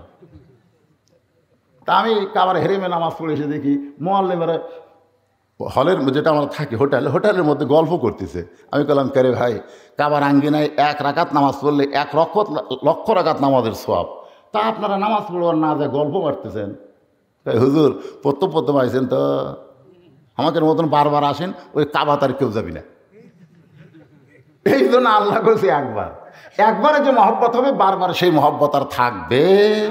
প্রথম নবীর রওজা দেখার জন্যে আমি যে কান্দা কাঁদছিলাম, আর রওজা দেখার পরে যে তাওয়াজ্জু আমি পেয়েছিলাম, এরপর যতবার গেছি ওইটার নাই। একটু মনোযোগ দিয়ে শুনবেন। রবি ইবনে সুলাইমান হজ করতে যাবেন, দূরের একজন আত্মীয়র বাড়ি থেকে যখন নিজের বাড়িতে আসতেছেন রাত্রিবেলায়, এমন সময় দেখে রাস্তার পাশে কে যেন কি করতেছে, ওয়ালা ইয়াহুদ্দু আলা তাআমিল মিসকিন, কে যেন কি করতেছে দেখে একটা মহিলা, কাছে গিয়ে দেখে একটা মহিলা মরা গাধার গা থেকে গোস্ত কেটে টোপলা বাঁধতেছে। রবি বিন সুলাইমান আশ্চর্য হয়ে গেল যে গাধা খাওয়া হারাম, গাধা খাওয়া কি, আর মরা গাধার গোস্ত তো ডবল হারাম। এই মেয়েটাই কাম করতেছে। আমার মনে হয় এই মেয়েটা কোনো হোটেলের সাথে যোগাযোগ আছে, এরকম গোস্ত নিয়ে যা দেয় কিন্তু পয়সা পায়। তাছাড়া একটা মানুষ তো মরা গাধার গোস্ত নিজে খাবে না। রবি বিন সুলাইমান চিন্তা করলো নেগেটিভ চিন্তা, আর এরকম চিন্তা করাও অস্বাভাবিক নয়। বাংলাদেশে একটা হোটেলের পিছু থেকে কুকুরের কয়েকটা হাড্ডি বাজে পরীক্ষা করছে, কুকুরের হাড্ডি, তোমরা কুকুরের হাড্ডি কেন করে খাসি বানায় আমরা খাওয়াইছি। দেখছেন বাংলাদেশে কুকুর খাসি বানায় খাওয়ায়। আমি মুরগি নিয়ে যাচ্ছে ঢাকাতে গাড়ি, তো জ্যামের মধ্যে পড়ে গেল। তা আমি কইলাম কে ভাই এই জ্যামের মধ্যে যে গাড়ি পড়লো আমরা না হয় ওয়াশ করে তোমাকে মুরগি জ্যাম মরে যাবি না? হুজুর কমপক্ষে 20-30টা মরবি। লস হবি রে। হুজুর কি কয় লস কিসের? আমি কইলাম ভাই মরবি যে। হুজুর কি কয় জেতা মরা একই। আমি সেই দিন থেকে হোটেলে আর মুরগি খাই না। যেদিন থেকে কছে জেতা মরা একই, সেদিন থেকে আমার মুরগি লিলি কয় এটা মরা না জেতাটা। কারণ যেই দেশে আল্লাহর কোরআনে শুধু ওয়াজ হয়, কোরআনের সমাজ চালু হয় না, এরা হলো ধর্মের নামে সবচাইতে বড় মিথ্যাবাদী। এই দেশে এই পরিবেশ স্বাভাবিক জোরে কোন ঠিক কিনা? এটাই স্বাভাবিক। জেতা মরা বলে একই দাম। রবি বিন সুলাইমান নেগেটিভ চিন্তা করে মেয়েটার পেছনে পেছনে রওনা দিলেন। মেয়েটা একটা ভগ্ন বাড়ির মধ্যে ঢুকে গেল। দুইটা মেয়ে মা মা বলে চিৎকার দেয়। মা আর ক্ষুধার জ্বালায় সহ্য করতে পারি না, আমাদের জন্য কিছু খাবার ব্যবস্থা হয়েছে কিনা। মেয়েটা খাবার টোপলা দিয়ে বলে তার মেয়েদেরকে, মা তোমরা এই গোস্ত সিদ্ধ করে খাও আর আল্লাহর শুকরিয়া আদায় করো। মা তার মেয়েদেরকে গোস্ত দিয়ে বলতেছে গোস্ত সিদ্ধ করে খাও আর শুকরিয়া আদায় করো কার? রবি বিন সুলাইমানকে এটা কেমন মারে? নিজের মেয়েদেরকে মরা গাদার গোস্ত দিয়ে কয় খাওয়ার শুকরিয়া আদায় করো আল্লাহর। রবি বিন সুলাইমান চমকে গিয়া আর জবান বন্ধ রাখতে পারলেন না। মা বলে একটা আওয়াজ দিলেন। মহিলা বলতেছে কে গো তুমি? এ রাতের বেলায় রাস্তা দিয়ে যাওয়ার সময় আমাকে মা বলে সম্বোধন করো। বলে আমি দেখেছি মা, একটা মরা গাদার গোস্ত কেটে তুমি টোপলা করে নিয়ে আসলে, সেই গোস্ত তোমার মেয়েদেরকে দিলে। মা কান্দার বলে আমার মেয়েরা বড় অসহায়, আমার স্বামী নাই। একটা মুসলিম নারীর স্বামী যদি না থাকে সে কত বড় অসহায়। এই অসহায়ত্বের জন্যে আমি হলাম আল্লাহর নবীর বংশধরের একজন মেয়ে, আমি ভিক্ষাও করতে পারি না। এখন কি করব? আহলে বাইতের একজন মহিলা হয়ে মরা গাদার গোস্ত কেটে আমার মেয়েদেরকে দিয়েছি, মেয়েরা ক্ষুধার জ্বালায় সিদ্ধ করে খাবে, তুমি আর লোকমা দিও না। রবি বিন সুলাইমান কান্দে বলে মা আমি এবার হজে যাবার চাইছিলাম, আমি আর হজে যাব না। আমার হজের সফরকে বাতিল করে ওই সফরের যত খরচ আমার বাড়িতে আছে আমি সব তোমাদেরকে দিয়ে দিব। তিনি বাড়িতে চলে আসলেন। হজের যা কিছু খরচ করবে ওই সমস্ত খাদ্যবস্তু অর্থ সম্পদ সব ওই মেয়েদেরকে দিয়ে দিলেন। মা আর মেয়ে দুইজন দোয়া করতেছে আল্লাহ, যে লোকটা মক্কা মদিনায় যাওয়ার নিয়ত করেছিল কিন্তু আমাদের অভাব দেখে, ক্ষুধার্ত দেখে, অসহায়ত্ব দেখে আমাদেরকে দান করে দিল, আল্লাহ মক্কা মদিনা তুমি তার বাড়িতে হাজির করে দাও। রবি বিন সুলাইমান বলে মা উল্টা দোয়া করো না, মক্কা মদিনা কোনোদিন মানুষের বাড়িতে হাজির হয় না, বরং মক্কা মদিনায় মানুষকে যাইতে হয়। কিন্তু 11 সালে এই ভ্যানলার কথা তখন আর মনে হয় না, যাওয়া লাগে না। পাওয়ারফুল যদি হয় তাহলে মক্কা মদিনায় হাজির হয়। তোর এখন কথা ঠিক কি না? আল্লাহ রাসূল আসরের নামাজের পরে কেবল সাহাবীর দিকে মুখ ঘুরাচ্ছে, দেখে একজন সাহাবী পেছনে দাঁড়ায় আছে। রাসূল বললেন এজলেস ইয়া সাহাবী, বসো। সবাই বসে আছে, তুমি দাঁড়াইছো কেন? সাহাবী বলছে যে হুজুর আমি হলাম একজন রাখাল, আমি উট আর দুম্বা চড়াই। হযরত বেলাল যখন আসরের আজান দেয় আমি অত দূর থেকে নামাজ পড়তে আসি, কিন্তু আসার পরে আমার জায়গা মসজিদের ভিতরে আর হয় না, মানে দূর থেকে আমাকে আসতে হয়। তো আপনি আসরের পরে কিছু বর্ণনা করেন, কিছু আলোচনা করেন, এটা শোনার জন্য আমি বসে থেকে শুনতে পাই, কিন্তু আপনার চেহারা আমি ঠিক মতো দেখতে পাই না।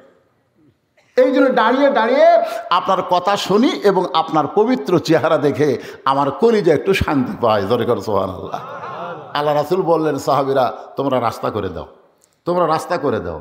সাহাবীরা মনে করলো আমরা রাস্তা করে দিলে হয়তো রাখাল রাসূলের কাছে আসবে, কিন্তু সবাইকে অবাক করে দিয়ে রাসূল রাখালের দিকে যাচ্ছেন। ওমর ফারুক জুব্বা ধরে বললেন, ইয়া রাসূলুল্লাহ, আপনার জুতার পরশে আল্লাহর আরশ ধন্য হয়ে যায়, আপনি রাখালের কাছে যাবেন না, বরং রাখাল আপনার কাছে আসবে।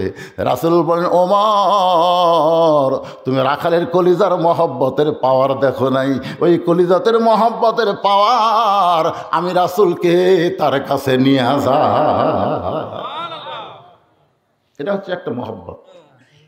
এরকম একটা মহব্বত আমাদের কলিজায় আছে না নাই? সেটা যদি তৈরি করে পারি, মক্কা মদিনায় বারবার। রবি ইবনে সুলাইমানের আরো বন্ধু ছিল, ওরা এক কাফেলা হজ করতে যাবে, সংখ্যায় ছিল 10 জন। 9 জন এসে হজের সময় বলতেছে, রে রবি ইবনে সুলাইমান চলো বন্ধু আমরা হজে যাই। রবি ইবনে সুলাইমান বললেন, তোমরা যাও, এবার আমি হজে যাব না। বলে, কত মানুষকে তুমি হজের জন্য দোয়া চাইলে, আর তুমি যাবা না কেন? আল্লাহ চাইলে সামনে যাব, এবার তোমরা যাও। 9 বন্ধু হজ করতে গেল। 9 বন্ধু হজ করার পরে মদিনায় গিয়া রাসূলের রওজা মোবারক জিয়ারত করলেন। বাংলাদেশের একজন বক্তা বলেছে, কোনো ব্যক্তি হজ করবার গিয়া মদিনায় যদি নাও যায় তার হজ কিন্তু হবে, কারণ মদিনায় যাওয়া হজের কোনো অংশ নয়। একজন বক্তা বলেছে। ওটা শোনার পর আমাকে আবার একজন মোবাইল করে কয়, হুজুর আব্দুল আলিম গান গাইছে, মনে বড় আশা ছিল যাব মদিনায়। আর একজন বক্তা বলেছে, হজ করতে গিয়ে যদি কেউ মদিনায় না যায় তার হজের কোনো ক্ষতি হবে না, মক্কায় হজ আছে, মদিনায় নাকি হজের কোনো অংশ নাই। আমি তারে কি উত্তর দিব? লোকটা আমার দিকে তাকায় দেখতেছে, আমার চোখটা পানি পড়তেছে। আমার বলে, হুজুর আপনি উত্তর জানেন না বলে কাঁদতেছেন। আমি বললাম, পাগল রে, মক্কায় কিছু নাই, সব আছে মদিনা। আমার কয়, হুজুর মক্কাত কিছু নেই না? কি আছে মক্কা? মক্কাতে একটা পাথরের কাবা আছে, যে কাবার আশেপাশে আল্লাহওয়ালারা না থাকলে মূর্তি ঢোকে। জোরে কোন কি ঢোকে? কথা কন না কেন? মক্কা যখন বিজয় হলো, আল্লাহ রাসূল কাবার ঘর খুলে দরজা খুলে দেখে 360টা মূর্তি। ওমর ফারুক কইছি, আল্লাহর ঘরের মধ্যে মূর্তি? রাসূল বললেন, আল্লাহর ঘর যদি আল্লাহওয়ালারা না থাকে তাহলে 564 মসজিদ করে লাভ নাই যদি নামাজি না থাকে। জোরে কর কথা ঠিক কিনা? যে হারে ছেলেরা নষ্ট হয়ে যাচ্ছে, সরকারের উচিত হলো এইগুলা সাইজ করা।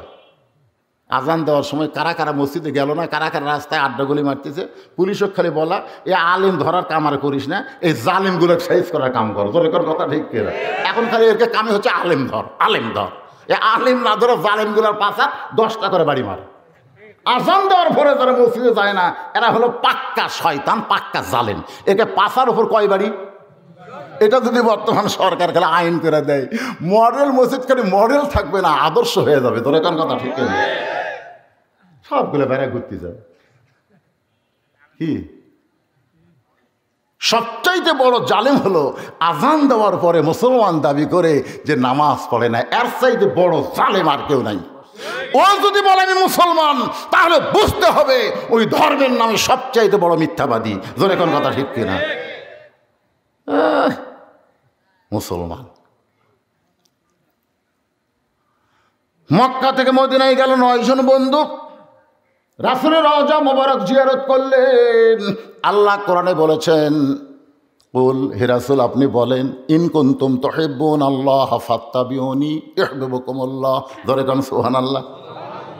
কেউ যদি মদিনার মানুষটাকে কলিজার মধ্যে জায়গা দিতে পারে, মদিনার মানুষটার সুন্নত আদর্শকে গ্রহণ করে, তাহলে শুধু মক্কা না, মক্কার মালিক আল্লাহ পর্যন্ত তার হয়ে যায়। তার মানে বোঝা গেল উপায় নাই রে, সবাই বলেন উপায় নাই রে, উপায় নাই রে, উপায় নাই, নবী বিনে আল্লাহ পাওয়ার উপায় নাই। কেবারে গান গালে কি গুনাহ হবে? তো রাত বেশি হয়ে গেছে, মাঝে মধ্যে দুই একটা গানও গাওয়া লাগবে, গাওয়া লাগবে না?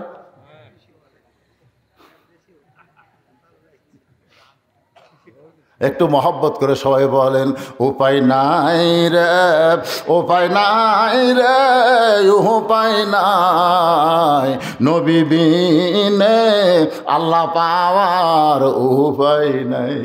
আপনারা বলেন তো, যারা এখানে হাজী সাহেব আছেন, আপনাকে অন্তর থেকে আমি শুনতে চাচ্ছি, যারা এখানে হাজী সাহেব আছেন, আপনারা বলেন তো ভাই, হজ করবার গেলে মক্কা ভালো লাগে না মদিনা ভালো লাগে?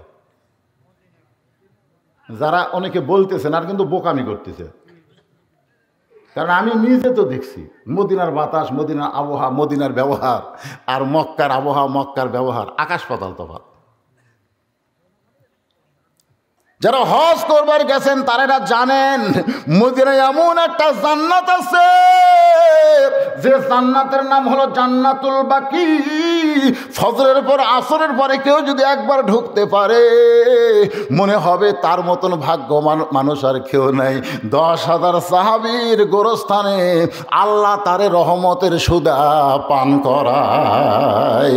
উপায় নাই রে, উপায় নাই রে, উপায় নাই, নবী বিনে আল্লাহ পাওয়ার উপায় নাই। মক্কা মদিনা সফর শেষ করে 9 হাজি রবি ইবনে সুলাইমানের দরজাত আল্লাহ রাসূল বলেছেন, তোমাদের এলাকার কোনো হাজি যদি হজ করে আসে 40 দিন পর্যন্ত তার উপরে মক্কা মদিনার একটা তাওয়াজ্জু থাকে। তার চেহারার দিকে তাকাইলে আল্লাহ মক্কা মদিনা দেখার সওয়াব তোমাদেরকে দান করে দেবে। হাজী সাহেবদের সঙ্গে সম্পর্ক রাখবা, কারণ ওরা হলো আরাফার ময়দানের মানুষ।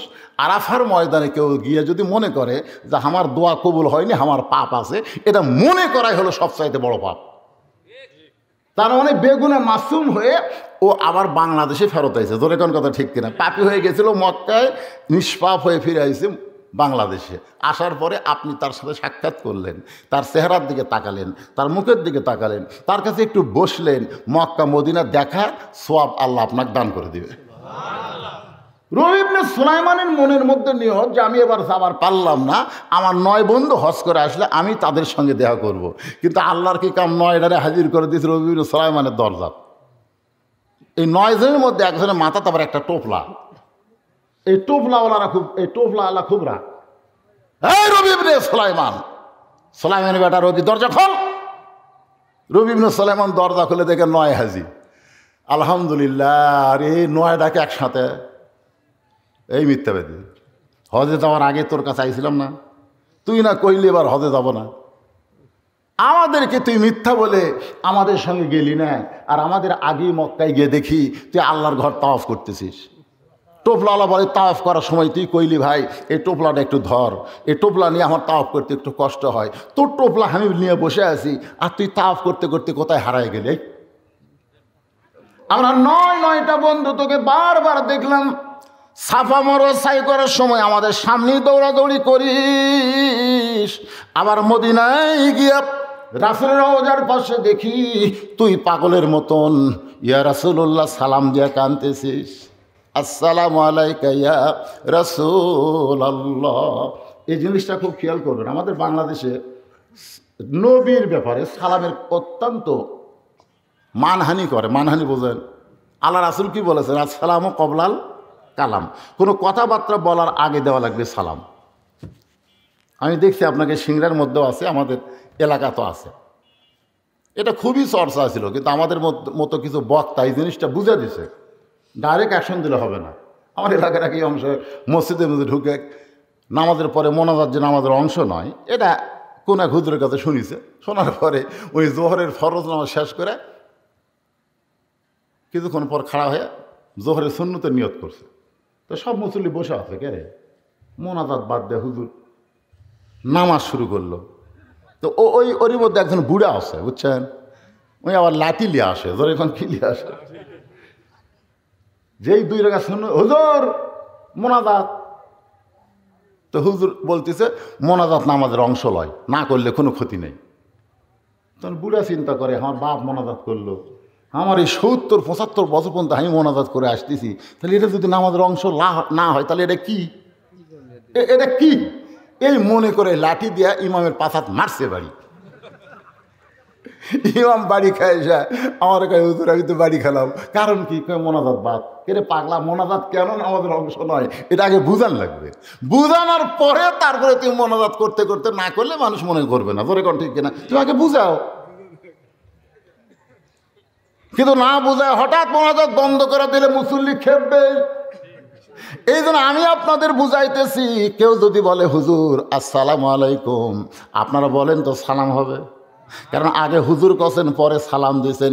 কেউ যদি বলে চেয়ারম্যান সাহেব আসসালামু আলাইকুম, তাহলে সালাম হবে না, কারণ আগে চেয়ারম্যান কছেন তারপরে সালাম দিয়েছেন। কেউ যদি বলে ইয়া নবী সালাম আলাইকা, তাহলে সালাম হবে না, কারণ আগে ইয়া নবী কয়া পরে সালাম দিয়েছেন। আগে সালাম দিয়া পরে ইয়া নবী বলা লাগবে। মদিনায় যত মুসলমান যায় প্রত্যেকটা মুসলমান ইয়া নবী কোনোদিন বলে না, সবাই বলে আসসালামু আলাইকা ইয়া রাসূলুল্লাহ। সবাই বলেন আসসালামু আলাইকা ইয়া হাবিবাল্লাহ। আগে সালাম তারপরে নবী। আসসালামু ক্বাবলাল কালাম, আগে সালাম তারপরে কালাম। ঠিক? সবাই এক বাক্যে বলেন ঠিক? তাহলে ইয়া নবী হবি না আসসালামু আলাইকা ইয়া নবী হবি?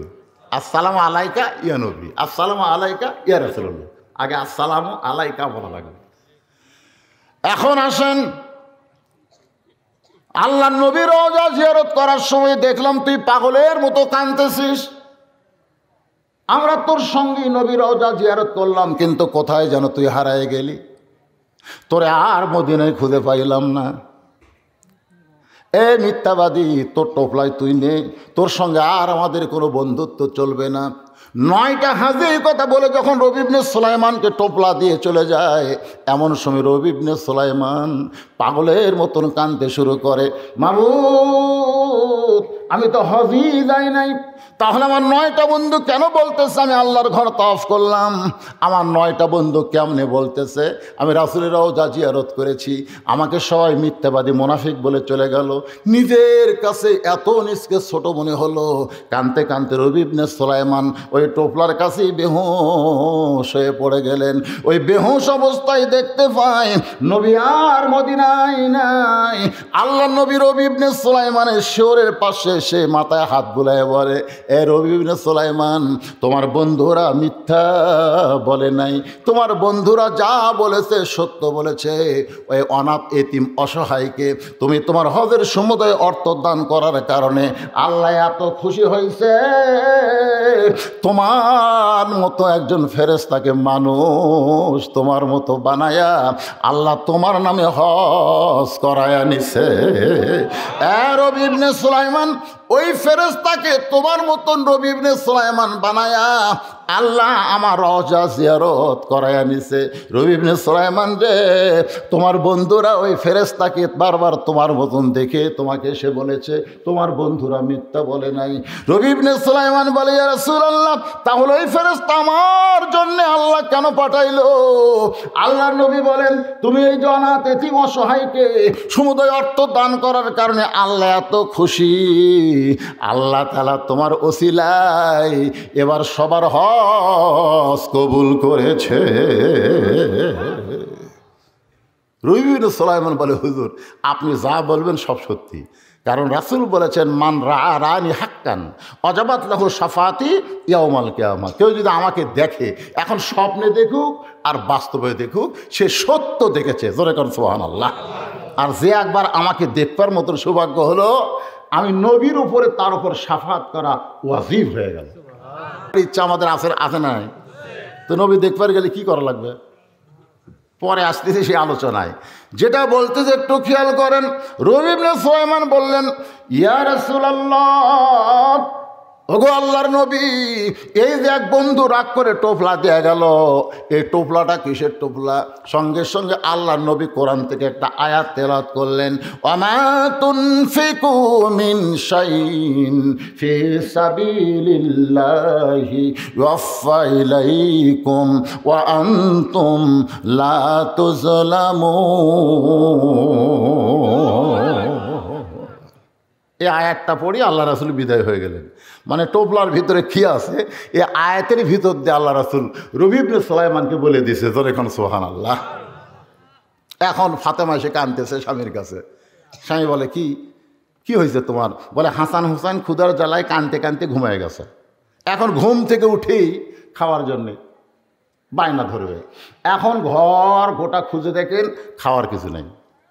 আমি যে আপনাকে বলবো যে আপনি বাজার থেকে কিছু কিনে নিয়ে আসেন, আমি জানি আপনার পকেটে কিছু নাই। তালি বলতেছে, তাহলে কি দোয়া দরুদের আমল হবে? কেন দোয়া দরুদ আমল দিয়ে হাসানের ক্ষুদা বন্ধ করা যাবে না। বলে, কি করা লাগবে? বলে, আমার যে ওন্না আছে এই ওন্নাটা বিক্রি করেন, যান এই ওন্নাটা বিক্রি করে যে টাকা হবে ওই টাকা দিয়ে আপনি খাবার নিয়ে আসবেন। কি করছেন? রাত 2টা পর্যন্ত কি করলে?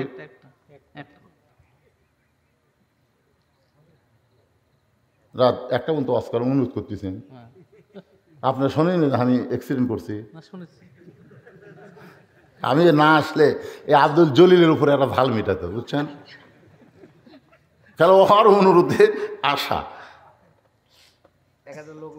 না, লড়ার ফড়ার কথা। আমি কি নতুন বক্তা হলে অনেকে খালি মহব্বতে বোঝা আছে, ও আর যা হয় হোক না। ভাই জান, আপনারা এরকম চিন্তা করেন না, যতক্ষণ আল্লাহ আমাকে বলার সুযোগ দেয়। ঠিক না? অসুস্থ মানুষ, বুকে ব্যথা, ডাক্তার বলেছে ওয়াজ বন্ধ করে দেন, বসে থাকেন। কিন্তু ওয়াজ বন্ধ করে দিলে এইগুলো ক্ষতি হবে, আমার ক্ষতি না, বুঝলেন না?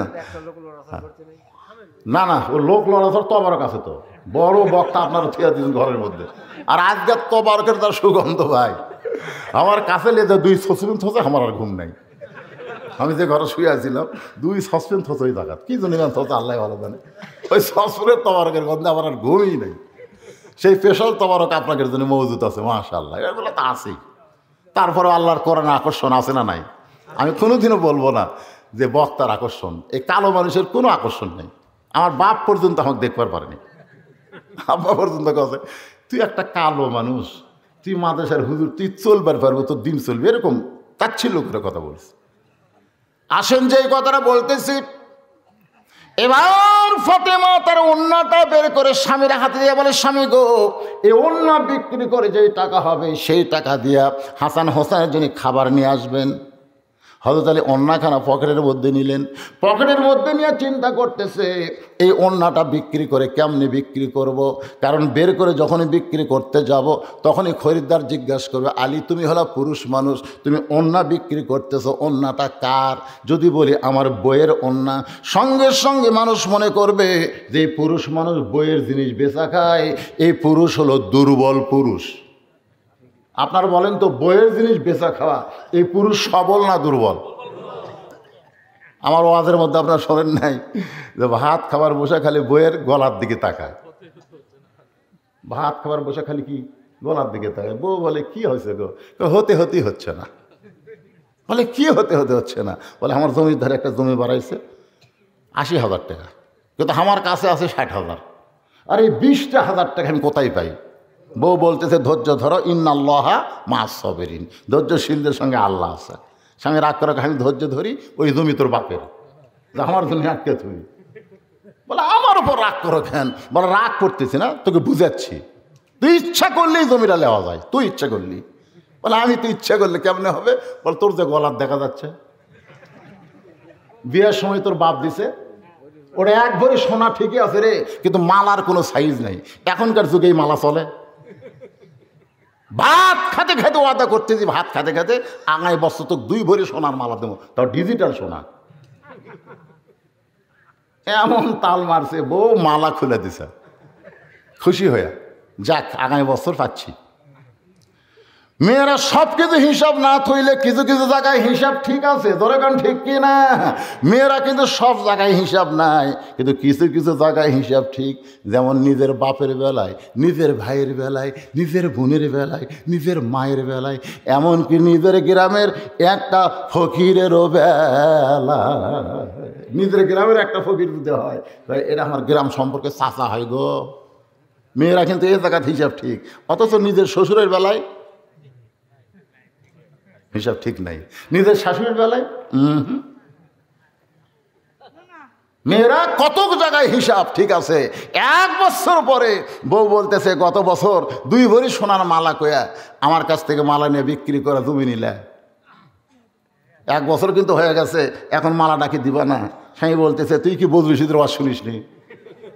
বউকে বদরুশিদ আবার কি ওয়াজ করলো? বদরুশিদ ওয়াজ করছে, মেয়েরা কেবল এক ব্যক্তির জন্য সাজতে পারবে, সেই ব্যক্তি হলো তার স্বামী। স্বামী ছাড়া অন্য কারোর জন্য মালাই পরা যাবে না। তো তোকে যদি আমার মালা ছাড়াই ভালো লাগে, তাহলে বলো মালার দরকার আছে? আয় আমার কাছে, কিসের মালা লাগবি রে? বউ কয়, আল্লাহ রে, স্বামী না সিটার রে। এইরকম কিছু স্বামী আছে না নাই, বইয়ের জিনিস বেচা খায়, হযরত আলী পকেটের ভিতরের ওন্না বের করতে পারে না। মনের মধ্যে বড় সন্দেহ, কেউ যদি বলে, আলী রে, ফাতেমার ওন্না বিক্রি করতেছ, তুমি কি দুর্বল হয়ে গেছো? এই ভিতরে সন্দেহ থাকার কারণে হযরত আলী ওন্নাটা পকেটের মধ্যে নিয়েই বাজারের মধ্যে ঘুরতেছে। এমন সময় এক খরিদ্দার এসে সালাম দেয়, বলে, আলী ভাই, আমার মনে হয় আপনি কিন্তু বিক্রি করবেন। হযরত আলী চমকে গেলেন, আনা মাদিনাতুল ইলমি ওয়া আলী ও বাবুহা, জোরে কান সুবহানাল্লাহ। হযরত আলী অত্যন্ত জ্ঞানী ব্যক্তি, তিনি চমকে গেলেন। তাকায় দেখে খরিদ্দার একটা ব্যাগ মেলে ধরছে। হযরত আলী পকেট থেকে ওন্না বের করে ব্যাগের মধ্যে ঢুকাই দিলেন। খরিদ্দার একটাবারও ব্যাগের দিকে তাকাইলো না। ওই ব্যাগের মাথাদের হযরত আলীর হাতে 6টা দিরহাম দিয়া ওই খরিদ্দার যখন চলে যায়, সঙ্গে সঙ্গে হযরত আলী ওই 6টা দিরহাম নিয়ে খাদ্যের দোকানে গিয়ে বলে, ভাই, আমার হাসান হোসেন ক্ষুধার জ্বালায় কানতে কানতে ঘুমায় গেছে, চেতন পাইলেই কিন্তু খাবার চাবে। ও দোকানদার, এই 6টা দিরহামের যা খাবার হবে একটু টোপলা করে আমারে তাড়াতাড়ি দিয়া দাও।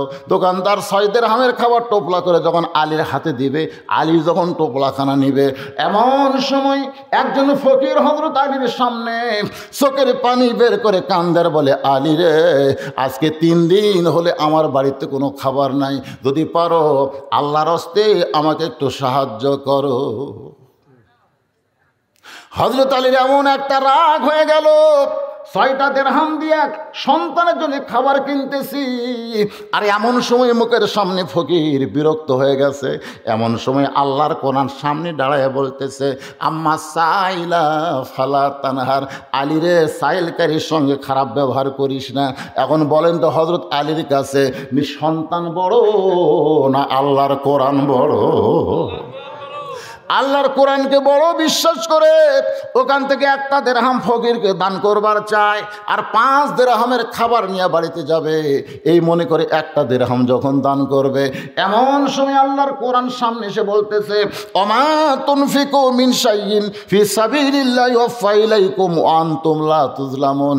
আলী রে, তুমি যদি ফকিরকে 1টা টাকা দাও, আল্লাহ তোমাকে 10টা টাকা দুনিয়াতেই দিবে। তুমি যদি 2টা টাকা দাও, আল্লাহ তোমাকে 20টা টাকা দুনিয়াতে দিবে। আলী রে, তুমি 6টা দিরহাম যদি ফকিরকে দান করো, আল্লাহ তোমাকে 60টা দিরহাম দুনিয়াতেই দিয়া দিবে। সঙ্গে সঙ্গে হযরত আলী আল্লাহর কোরআনের গুরুত্ব দিয়া ফকিরকে 6টা দিরহাম দিয়া দিল। ফকির হাসতে হাসতে, যেই ফকির কাঁদতে কাঁদতে ভিক্ষা নিল, সেই ফকির হাসতে হাসতে বিদায় নিল। হযরত আলী খালি পকেটে বাজারের মধ্যে ঘুরতেছে। এমন সময় একজন উট নিয়ে বাজারে আসতেছে। আলীর সঙ্গে দেখা হয়ে বলতেছে, এত বড় আলেম হইয়া অযথা বাজারে ঘুরতেছেন। কারণ আল্লাহ রাসূল বলেছেন, দুনিয়ার সবচাইতে উত্তম জায়গা হলো কি? মসজিদ। আর সবচাইতে খারাপ জায়গা কি? আপনারা সত্যি করে বলেন তো, আপনারা মসজিদের সময় বেশি দেন না হাট বাজারে বেশি দেন? হ্যাঁ, মসজিদের মধ্যে ঢুকলেই খালি ঘড়ি দেখা, খালি শটবট করে, আর বাজারের মধ্যে ঘন্টার পর ঘন্টা আড্ডা গলি মারতেছে। এখন একটাই খবর, আমাদের এলাকার থেকে একটাই গল্প, 7 তারিখে কি হবি রে? মানে 7 তারিখে কি হবি? আমি কই ভোট হবি রে, ভোট হবি। তখন কয় হুজুর বুঝলাম না, এই জায়গাত কিন্তু দুইজন দাঁড়াচ্ছে, তোর এখন ঠিক না, একটা বিদাইলো আর একটা কি আসবি কারা? ও ওটাই তো না না, বুড়া মানুষকে একটা মন তো খাইটালিয়া সালাম দিয়ে কাম হবি তাই। হ্যাঁ, এখন একটাই গল্প সকলের মুখে, 7 তারিখে কি হবে ধরে কারণ ঠিক কিনা? বাংলার মুসলমান কিন্তু আগে তাকায়, জানে যা হবার তা হইয়া গেছে, ঘটনা কিন্তু ঘটাই গেছে, দরকার কথা ঠিক কিনা? খালি রেজাল্ট বাকি আছে। একটু মনোযোগ দিয়ে কথাগুলো শুনবেন, কারণ ডাইরেক্ট কিছু বলা যাবে না। উদউ ইলা সাবিলি রব্বিকা বিল হিকমা, তবে অ্যাঙ্গেলে বললে কেউ বুঝবার পারবি না। বুঝেন ওস্তাদ, বোঝেন? আলহামদুলিল্লাহ, বুঝলে ভালো, তাহলে বুড়ার দাম আরো বাড়বি। আমার সাতকার যত বক্তা সব বউলে শুয়ে আছে, আমার কয় তোর কি মরণ বিগার উঠছে?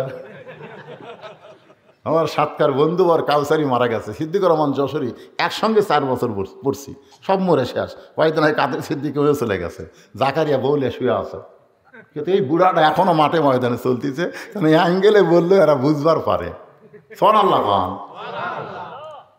কি মনে কষ্ট পাচ্ছেন? এবার হযরত আলী বলতেছে ভাইজান কি করব? উটরা বলতেছে উটটা কিনেন। আলী বলতেছে 1 টাকাও তার পকেটে নেয়, সে উটটা কেমনি কিনবে? ওটারা বলতেছে 100 টাকা বাকি দিয়ে কিনেন, বিক্রি করে আপনি টাকা দিবেন। এইটাও কি আপনি পারবেন না? হযরত আলী 100 দিরহামে উটটা কিনে বাজারে যখন নিয়ে গেছে, বাকিতে উট কিনে বিক্রি করার জন্যে, এমন সময় চারিদিক থেকে খরিদ্দার এসে আলীর দিকে তাকায় আছে। রাসূল বলেছেন আল উলামা ওয়ারাসাতুল আম্বিয়া, আলেমরা হলো নবীদের ওয়ারিস। যদি তোমরা নবী দেখতে না পাও, আলেমদের দিকে তাকায় থাকো, আল্লাহ নবী দেখার সওয়াব তোমাদের আমল নামায় দিয়ে দিবে। আলেমদের দিকে মহব্বত করে তাকায় থাকবে, আলেমের হাতের সঙ্গে হাত মিলাবে। সুবহানাল্লাহ কর না কেন? আলেম যদি ওর হাতের মধ্যে হাত দেয়, নবী তো পাবা না, কারণ নবীর ওয়ারিসের সঙ্গে হাত মিলাইছো, এই জন্য নবীর সঙ্গে হাত মিলানোর একটা আকর্ষণ আল্লাহ তোমার অন্তরে পয়দা করে দিবে। আজকে অনেকে আলেমের সঙ্গে হাত মিলাবার চায়, কিন্তু তাকে তাকে হাতের মধ্যে হাত করা ভাই, হ্যাঁ মিলাবি কি করে? 2 হাতে কড়া দিতেছে। অত্যন্ত গুরুত্বপূর্ণ কথা, এমন একটা জামানা আসবে, সেই জামানায় আগুনের আংটা হাতে রাখা যাবে, কিন্তু ঈমান রক্ষা করা বড় কঠিন হবে। যেই জামানায় জালেমরা থাকবে বাহিরে আর আলেমরা ঢুকবে জেলখানায়।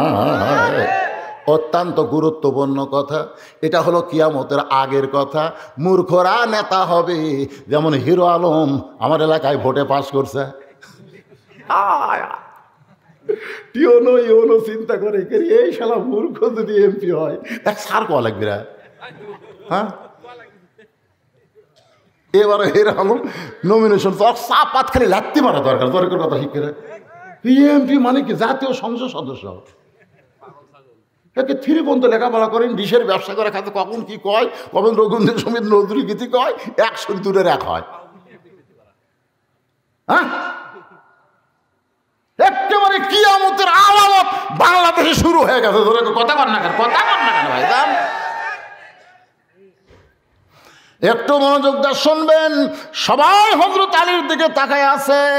এই মানুষটা যদি মাদ্রাসা চালাতো, প্রিন্সিপালগিরি করতো, তাহলে তার উট বেচা লাগতো না। এত বড় আলিম হইয়া উঠলিয়াছে কেন?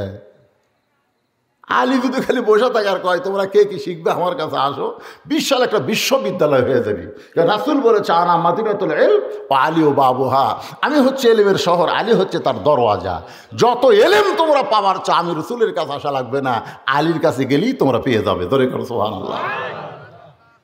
সবাই যখন হযরত আলীর দিকে তাকায়া, এমন সময় এক খরিদ্দার বলতেছে আলী ভাই উঠ লেবার কিন্তু কেউ নাই, সবাই আপনার চেহারার দিকে তাকায় আছে, উটের দাম কত নেবেন? আলী বলতেছে আমি চাইবো না, তুমি কত দিবা? বলে 160 দিরহাম দিলে কি ঠকা হবে? আরে শুন করছে কে? 160 দিরহাম দিলে কি ঠকা হবে? 160 দিরহামে উটটা বিক্রি করে উট 100 দিরহাম ফেরত দিয়া বাকি 60টা দিরহাম নিয়ে দোকানে গিয়া বলে ভাইজান 2 বস্তা খাবার প্যাকেট কর।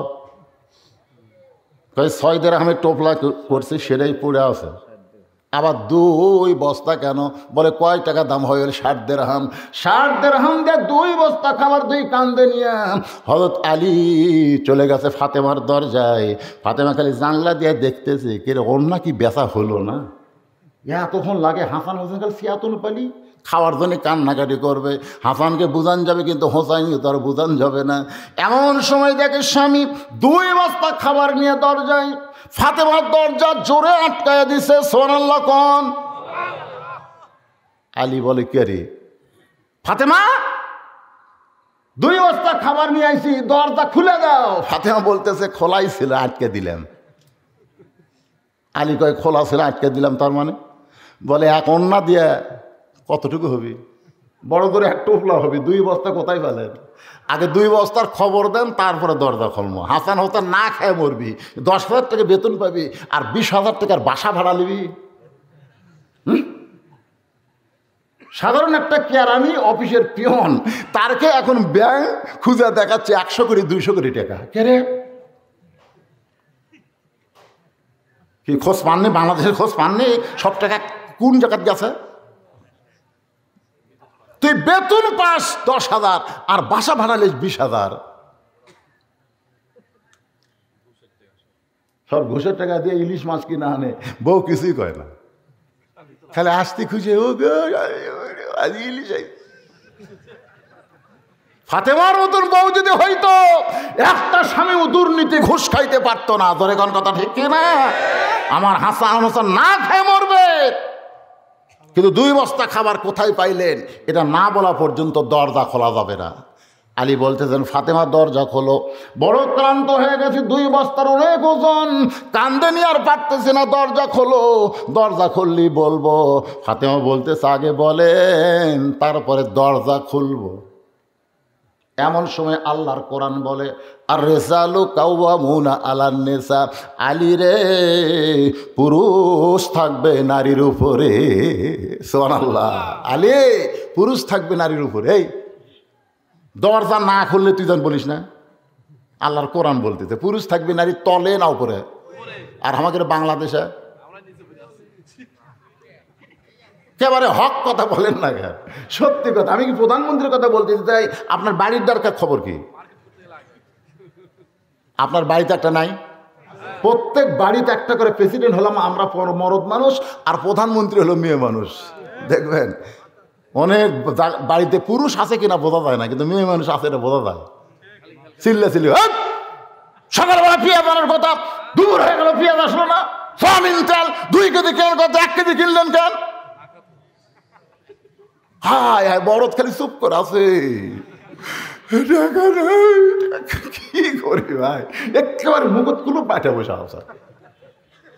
কিন্তু আল্লাহ কোরআনে বলেছেন তোমার মা যদি হয় নারী তাহলে পায়ের তলে জান্নাত।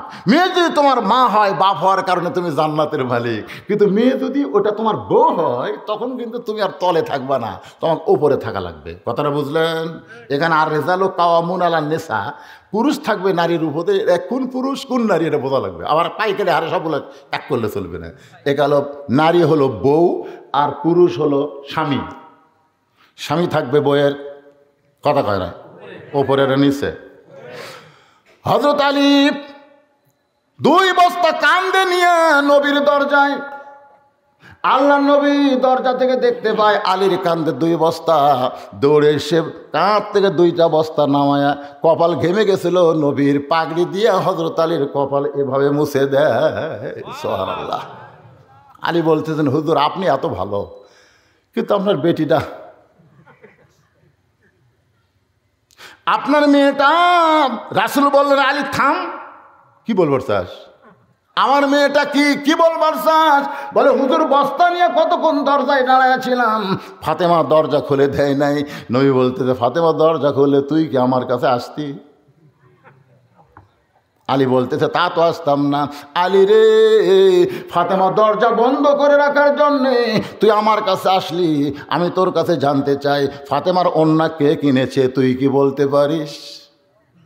আলী রে, কোন ফকির তোর কাছে ভিক্ষা চাইলো, তুই কি ফকিরকে চিনিস? আলী রে, কে তোর কাছে উট বিক্রি করলো, আবার খরিদ্দার হয়ে কে উটটা কিনলো, তুই কি বলতে পারবি?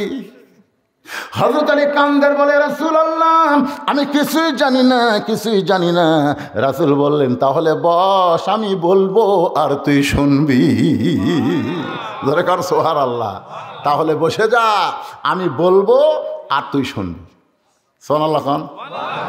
এখন হযরত আলী বসবে, রাসূল বলবে। তো আলীর মতন মহান ব্যক্তি যদি শুনবার চায়, আপনারা কি শুনবেন না? কোন ব্যক্তি তোর কাছ থেকে অন্যায় কিনলো, সেই ব্যক্তিরা কে রে আলী? হ্যাঁ, কে তোর কাছ থেকে ভিক্ষা নিল? বস, আমি বলবো তুই শুনবি। হযরত আলী বসে গেছে, নবী বলবে শুনবে। আমার সামনে যারা বসে আছেন আপনারাও শুনবেন। রবি ইবনে সুলাইমানকে নবী টোপলার মধ্যে কি সেইটা বলল না, শুধু কোরআনের আয়াত বলে চলে গেছে। মনে আছে না ভুলে গেছেন? আল্লাহর সূরা মাউন থেকে আপনাদের সামনে আলোচনা করতেছি ভাইজান, সব কিছু আমি সমাপ্ত করে দেব সময় যখন আমাকে বান্দা দেওয়া হয়েছে। কিন্তু প্রতি বছর যেই আমি কাজটা করি 10টা মিনিট, এই মুহূর্তে আল্লাহর মাদ্রাসার জন্যে, নবীর ঘরের জন্যে গোরস্থানের উন্নয়ন কলবে প্রাচীর করা লাগবে। আপনারা সবাই যে যা পারবেন আল্লাহর হস্তে 10টা মিনিটের মধ্যে আপনারা দান করবেন। রুমাল যাবে, চাদর যাবে, ব্যাগ যাবে। এছাড়াও এখানে এমন আল্লাহর বান্দা আছে যারা 1000, 5000, 10,000 করে দিবে। মাত্র 10টা মিনিট আপনাদেরকে সময় দিলাম, এই সময়ের মধ্যে আল্লাহর রাস্তায় আপনারা দান করবেন। দান করলে দুনিয়াতেও লাভ, আখিরাতেও লাভ। আল্লাহ রাসূল বলেছেন না, সফিয়া হাবিবুল্লাহ, যারা দান করবে তারা আল্লাহর দোস্ত। ধরে কোন সুবহানাল্লাহ। ওয়ালাউ কানা ফাসিকান, যদিও সে ফাসিক হয়। গত বছর আমি কয়েকটা হাফেজের মাথায় পাগড়ি বেঁধে দিলাম, এবারে দেখলাম একজন হাফেজ 30 পারা কোরআন শরীফ মুখস্থ করেছে। এই মাদ্রাসাকে চালু রাখতে গিয়ে এই 6 গ্রাম থেকে যারা আইছেন, যে গ্রামের নামগুলো বিজ্ঞাপনে দেওয়া আছে, এই গ্রামের লোক যারা, তারা একটা হাত তোলেন। এই 6 গ্রাম, কয় গ্রাম? এতিমদের আহলে বাইতকে যেই টাকা দান করেছিল তার চাইতে 10 গুণ আল্লাহ তাকে ফিরাইয়া দিছে। এখান থেকে খেলে সুবহানাল্লাহ করলে হবে না। আপনার যেই টাকা দান করলেন, আপনারা বলেন তো এর 10 গুণ আল্লাহ দিবার পারে কি পারে না? হয়তো পকেট হাতায় বলবেন হুজুর টাকা দিলাম 500, হিসাবে তো 5000 আসা দরকার, কিন্তু নাই তো। আপনি জানেন না, আমার তো একটা অ্যাক্সিডেন্ট হয়ে গেল। এই অ্যাক্সিডেন্টে যাই দেখছে তাই বলছে এত বড় অ্যাক্সিডেন্টে হুজুরের বাঁচার কথা না, কিন্তু এরপরে আল্লাহ আমাকে বাঁচায় রাখছে। কারণ আছে না নাই? যেরকম আছে না নাই? as-সাদকাতু তারুদ্দুল বালা। আল্লাহ তাআলা গাড়ির উপর দিয়া বিশাল একটা বিপদ থেকে আল্লাহ আমারে বাঁচাই দিয়েছে, যেই বিপদটা আমাকে ধরবার পারত। ধরে কোন ঠিক কিনা? এক লোক গেছে পীর সাহেবের কাছে, হুজুর আগাম জানার কোনো আমল আছে? আগাম জানা মানে এমন কিছু আমল করবো যে আমল করলে আগে ভাগে জানা পায়। তো ওই পীর সাহেবের কাছে শিখা দিয়েছে, পীর সাহেব শিখা দিয়েছে। ওই সেই দিন থেকে 2-4 ঘন্টা আগেই জানবার পায় কি হবে। তুই দেখে যে একটা মুরগি 2-4 ঘন্টা পরে মরবি, ওই চিন্তা করে যে মুরগি 2 ঘন্টা পরে মরবি, তো মরার আগে আমি জব করি। ওই মরার আগেই মুরগি জব করে খাসে, তার উপর মুরগির মধ্যে দিয়ে যে বিপদ কাটা যাবি, সেইটা উনি জব করার কারণে ওই বিপদ যায় পড়ছে ছাগলের ওপর। ধরুন কার ওপর? ওর বাড়িতে একটা ছাগল আছে, ওই দেখে ছাগলটা 1 দিন পর মরবি। কে রে 1 দিন পর ছাগল মরলে তাহলে এটা চুয়া লাভ কি? বিক্রি করি। ওই ছাগল যা বাজার বেচছে এখন চিন্তা করতে যাক ছাগল মূল্য হয়নি, কালকে আমি আজকে বিক্রি করছি। তা আল্লাহ কয় কে রে, মুরগির বিপদ ছাগলের উপর দেখা এটা দিবার চাইলাম, তুই ছাগলও পেঁচা গেল, যা তোর গরুর উপরে বিপদ গেল। এখনই দেখে 2 দিন পরে ওর গরু মরবি। ধর এখন কয়দিন পর? ওই চিন্তা করতেছে 2 দিন পর তখন মরবি, তাহলে বেচা খাই। ওই বিক্রি করছে, বিক্রি করে আরাম করতে 2 দিন পরে গরু মরতো, কিন্তু সেই গরু বেচছি আর আমার ক্ষতি নাই। দেখে যে 3 দিন পর ওর বউ মরবি। ধর এখন কে মরবি? হায় হায় হায় হায়, পীর সাহেবের কাছে গিয়ে কান্দে, হুজুর 3 দিন পরে বউ মরবে। 3 দিন আগে থেকে কান্দা শুরু হয়ে গেছে, আগাম জানবার চাই না, আগাম জানার কারণে আমার বউ মরতেছে। পীর সাহেব কান্দারা বলে, বউ তোর মরতো না যদি মুরগি মরবার দিতি, যদি মুরগি মরবার দিতি তাহলে তোর বউ মরতো না। আজকে যেই বিপদ মুরগির উপর দিয়ে যাবে তুই সেটা জব করে খাইলি, যেই বিপদ ছাগলের উপর দিয়ে যাবে বিক্রি করলি, গরুর উপর বিক্রি করলি, এখন বউ বেচা খা। এই জন্যে ভাইজান আগামীকাল আমাদের ভাগ্যে কি আছে আমরা জানি, যখন জানি না, এই জন্য কিছু দান করবেন। দান করার কারণে সদকা তো তারুদ্দুল বালা, দান সদকা করলে বালা মুসিবতকে আল্লাহ দূর করে দেয়। ও তাজিদু ফিল উমর, আল্লাহ পাক তার হায়াতকে বাড়ায়া দেয়। এখন আপনারা বলেন যে আগামী 2 তারিখে আমার অ্যাক্সিডেন্ট হয়েছে, 1 তারিখে, আর 2 তারিখে আমি যে বেতন দেব, এই বেতন কিন্তু আমার সম্পূর্ণ ওয়াজের টাকা, যেই টাকা ওয়াজ করলাম আমি পাই, ওই টাকাটা তাদেরকে বেতন দেওয়া হয়। আপনারা বলেন তো এরা কি দানের মধ্যে পড়ে না? এজরকম দানের মধ্যে পড়ে কি পড়ে না? আগে আমি একটা ছেলে মাদ্রাসা করলাম, চিন্তা করলাম ছেলে মাদ্রাসা করলাম কিন্তু মহিলাদেরকে, কারণ মেয়েরা যদি অপসংস্কৃতিতে ভরপুর হয়ে যায়, মহিলারা যদি বেপর্দা হয়ে যায়, এই জন্য 3 তালা বিশিষ্ট একটা মহিলা মাদ্রাসাও করে ফেলেছে আল্লাহ রহমতে, ধরে কোন সুবহানাল্লাহ। এখন যারাই দেখবার যায় তারা কয় হুজুর দারুন নাজাত মহিলা মাদ্রাসা নাম হলো দারুন নাজাত মহিলা মাদ্রাসা। মাঝে মধ্যে দেখবেন ফেসবুকে আমি দিই, দান সদকা পাওয়ার জন্য নাই, এই যে দান সদকার কারণে আল্লাহ পাক হয়তো ওই বিশাল অ্যাক্সিডেন্টের জীবনের ঝুঁকি থেকে আল্লাহ আমাকে হেফাজত করছে। ধরে কোন সুবহানাল্লাহ। কি হয়েছে ভাই, এখন কি হলো আবার? ও আস্ত করবই।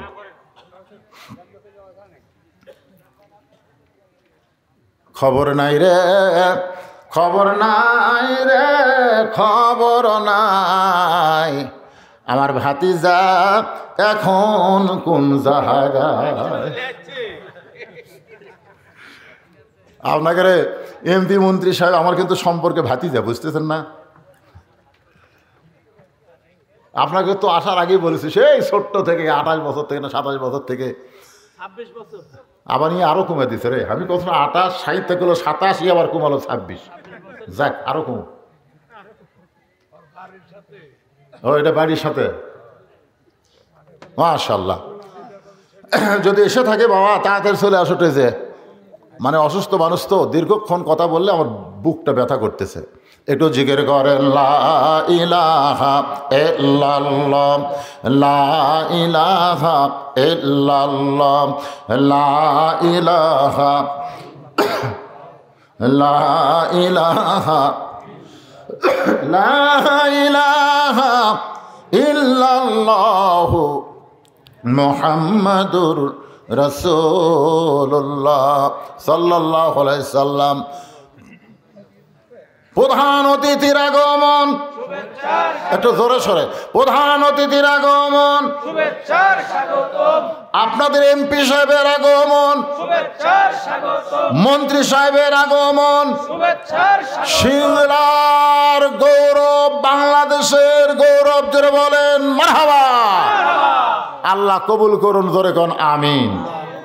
এখন আসেন, আমি কি বলতেছিলাম, আমার ভাতিজা এখানে আসার পরেই মাইক ধরবে তা না, 2-4 মিনিট একটু বসে ওয়াজ শোনা লাগবে, ঠিক করে বলেন? একটু মেহেরবানি করে আল্লাহ রাসূল আলী রে, কে তোর কাছে অন্না কিনেছে তুই কি বলতে পারিস? কে রে বাজান, আমি বসে আছি নিচে যা, আসো আসো। আমি তো জানি আমার বাপজান যখন আছে তখন তো আমার দায়িত্ব তো বাপজানেরই, আর আমার দায়িত্ব তো জনগণের। মাশাআল্লাহ মাশাআল্লাহ, ওই দিক দিয়ে ওঠা লাগবে। হ্যাঁ এখানে উপরে এসে বললে আর ভালো দেখতে পাবে। আসো, আলহামদুলিল্লাহ। বাজান একটু খেয়াল করবেন, কি বলতেছিলাম মনে নাই, ভুলে গেছেন?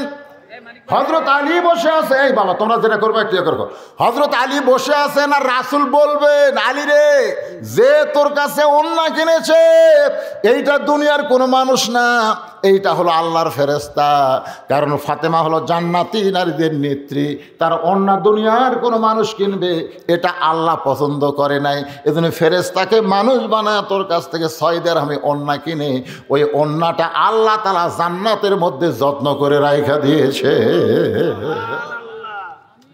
আলী রে, যেই ফকির তোর কাছে ভিক্ষা চাইলো ওই তাকে তুই ভিক্ষা দিলে 6 দিরহাম, ওই ফকিরও হচ্ছে আল্লাহর ফেরেশতা। ওই ফেরেশতা যে তোকে 6টা দিরহাম দিয়ে ওন্না কিনেছে ওই ফেরেশতাকে আল্লাহ তাআলা আবার ফকির বানায় দিছে।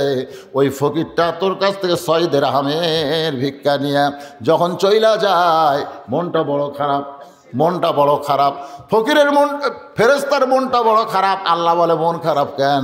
বলে আল্লাহ সন্তানের খাবার জন্যে বিবির ওন্না বিক্রি করে 6 দিরহাম দিলা, আবার সেই 6টা দিরহাম ফকির বানায় ফেরত নিলা, তাহলে লাভটা কি? আল্লাহ বলে এতই যদি কষ্ট হয় তাহলে একটা উট বিক্রি কর আলীর কাছে বাকিতে। ওই ফেরেশতা উটওয়ালা হয়ে তোমার কাছে বাকিতে 100 দিরহামে উটটা বিক্রি করলো, আবার ওই ফেরেশতাই খরিদ্দার হইয়া 160 দিরহাম দিয়া তোমার কাছে উটটা কিনলো। তোমাকে বোঝানোর জন্যে এক দান করলে আল্লাহ তাকে 10 দিয়া দেয়। ধরে কারণ সুবহানাল্লাহ। এখানে আজকে আমরা দানের মাধ্যমে, দান পাওয়ার মাধ্যমে দানের ফজিলত সম্পন্ন সূরা মাউনের কিছু আলোচনা করলাম।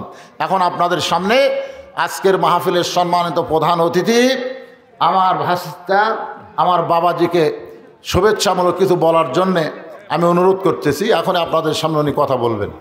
সবাই বসেন, সবাই আল্লাহর হস্তে বসেন, সুন্দর হয় কথাগুলো শুনবেন। এটা বন্ধ করে দাও।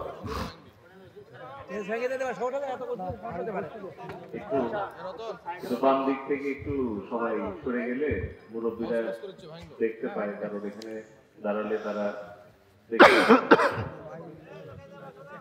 উপস্থিত আজকের ইসলামী জালসার সম্মানিত প্রধান অতিথি, আমার অভিভাবক,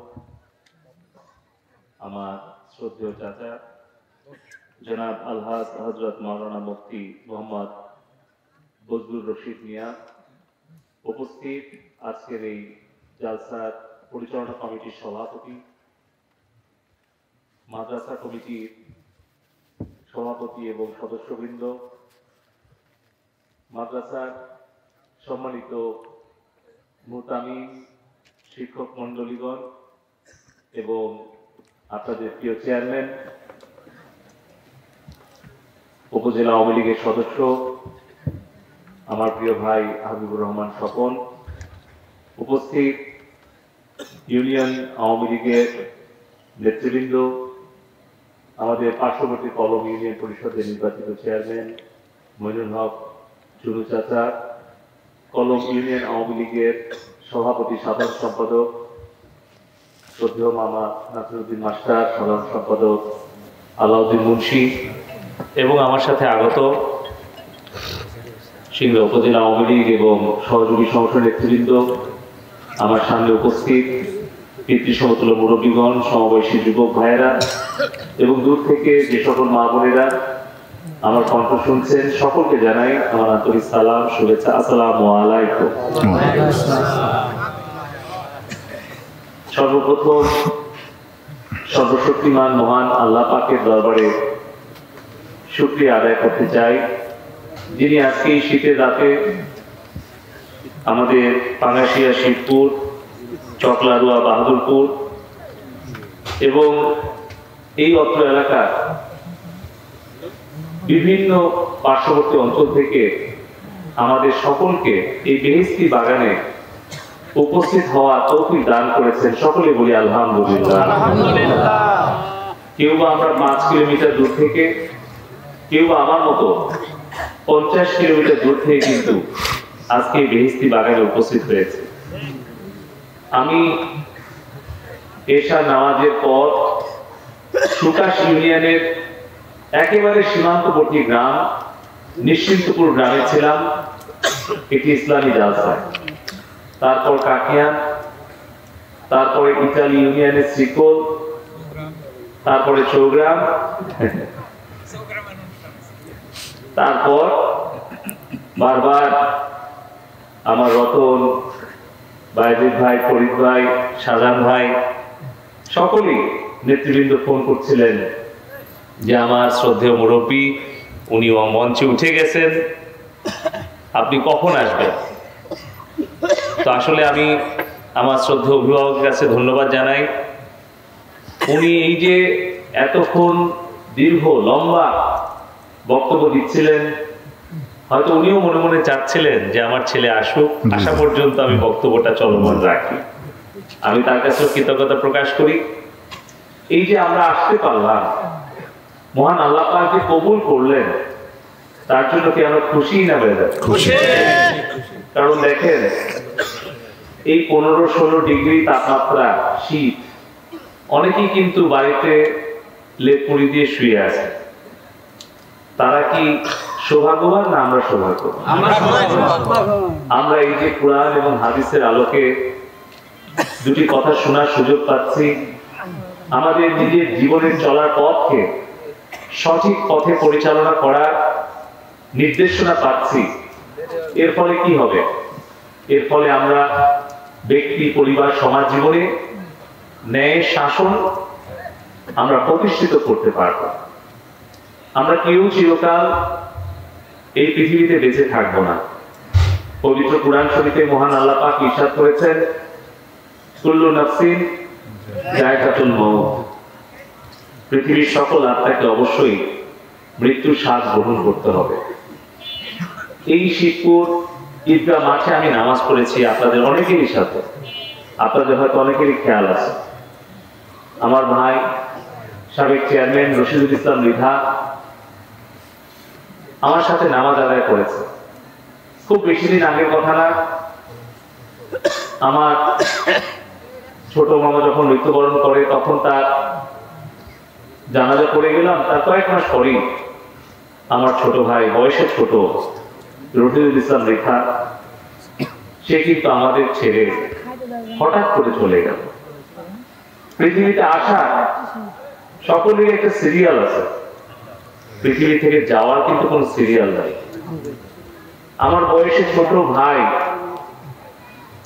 সে যে আগে আমাকে ছেড়ে চলে যাবে না, এর কোনো গ্যারান্টি আছে কি? বাবার আগে ছেলে যে চলে যাবে না, এর কোনো গ্যারান্টি আছে কি? কিন্তু আমাদের অনেক সময় খেয়াল থাকে না যে দুনিয়া ছেড়ে আল্লাহর কাছে আবার ফিরে যেতে হবে। সেই কারণে অনেক সময় আমরা ভুল করি, পাপ করি। আমরা কেউ ভুল ত্রুটি উঠে না।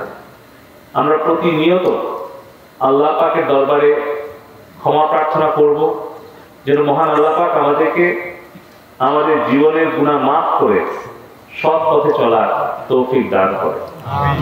কোরআন এবং হাদিসের আলোকে জীবন চলার তৌফিক দান করে। এই পাশে কবরস্থান, আমাদের এই মাদ্রাসা, আপনারা জানেন যে মসজিদ, মাদ্রাসা, কবরস্থান, এই সকল প্রতিষ্ঠার পেছনে যদি আমরা আমাদের সাধ্যমতো দান করতে পারি, তাহলে সেই দান কিন্তু সদকায়ে জারিয়া হিসেবে মহান আল্লাহ পাক কবুল করবে। এবং তার ফলে আমরা মৃত্যুবরণ করার পরেও, আমরা কবরে যাওয়ার পরেও আমাদের আমলনামায় আমরা সওয়াবটা পেতে থাকবো। তো যাই হোক, আজকে আমার কাছে কয়েকটা দাবি আমার বড় ভাই এখানে রেখেছেন। মাদ্রাসা ভবনটা দ্রুত নির্মাণ করা দরকার, মাদ্রাসার ছাত্রদের থাকার এবং পড়ার সুব্যবস্থার জন্য। আমি নির্বাচন আচরণ বিধির কারণে আমি প্রকাশ্যে কোনো ঘোষণা দিতে পারবো না বা নির্দিষ্ট কোনো ওয়াদা করতে পারবো না। তবে আপনারা আমাকে চিনেন, জানেন, এই সিংড়ার মাটিতে আমার জন্ম, এই সিংড়ার মাটিতে আমার বেড়ে ওঠা, আমার ভালো মন্দ সবকিছুই আপনাদের জানা আছে। আমি গত 15 বছরের চেষ্টা করেছি আমার এই চামার ইউনিয়ন, কলম ইউনিয়ন তথা চরণবিলেবাসীর খেদমত করার জন্য। সারা বাংলাদেশে একটা কথা প্রচলিত আছে, বিল দেখো তো চলন আর গ্রাম দেখো তো কলম। সেই কলম সেই চলনবিল, সেই চামারি ইউনিয়ন কিন্তু অবহেলিত ছিল স্বাধীনতার পরে 37টা বছর। আজকে যে রাস্তা দিয়ে আসলে আপনারা দেখছেন রোডসাইড হাইওয়ে সিংড়া থেকে পাবনা চাটমোহর পর্যন্ত রাস্তাটা যাচ্ছে। হয়তো আমার বাপজানেরও আসতে একটু কষ্ট হয়েছে, রাস্তাটা একটু খারাপ, কিন্তু এই কষ্টটা করতে হচ্ছে আরো ভালো আরামে চলাফেরা করার জন্য। রাস্তাটা বড় হচ্ছে, প্রশস্ত হচ্ছে। তাই আপনারা দোয়া করবেন যে বাকি যে অসমাপ্ত কাজগুলো আছে, এই মাদ্রাসার বিল্ডিং, ছোটখাটো দুই একটা রাস্তা এবং এলাকার যে সকল অসমাপ্ত কাজগুলো আছে, মহান আল্লাহ পাক যেন আমার মাধ্যমে সেগুলো সুসমাপ্ত করার তৌফিক দান করে। আমি মানুষ, ফেরেশতা নই, ভুল ত্রুটির ঊর্ধ্বে নই। হয়তো 15 বছর দায়িত্ব পালন করতে গিয়ে 10 জনের উপকার করতে পেরেছি, 2 জনের হয়তো করতে পারিনি। কথা বা কাজে অনেককেই কষ্ট দিয়েছি। আপনারা আল্লাহর ওয়াস্তে আমাকে আপনারা ক্ষমা করে দেবেন এবং দোয়া করবেন যেন আমি একজন ইসলামের খাদেম হয়ে মসজিদ মাদ্রাসা উন্নয়ন অব্যাহত রাখতে পারি এবং ইমানের সাথে যেন কবরে যেতে পারি। আমৃত্যু একজন আদর্শ সেবক হয়ে জনগণের যেন সেবা করতে পারি। আমি আপনাদের সকলের কাছে দোয়া চাই মাননীয় প্রধানমন্ত্রী শেখ হাসিনার জন্য, যিনি বাবাকে হারিয়ে, মাকে হারিয়ে, পরিবারের 18 জন সদস্যকে হারিয়ে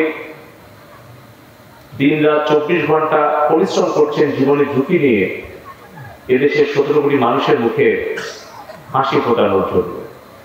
যিনি অঙ্গীকার করেছেন আমাদের নির্বাচনী ইশতেহারে, উনি বলেছেন যে বাংলাদেশ আওয়ামী লীগ ক্ষমতা থাকাকালীন সময়ে কোরআন এবং হাদিস বিরোধী কোনো আইন বাংলাদেশের মাটিতে ইনশাআল্লাহ হবে।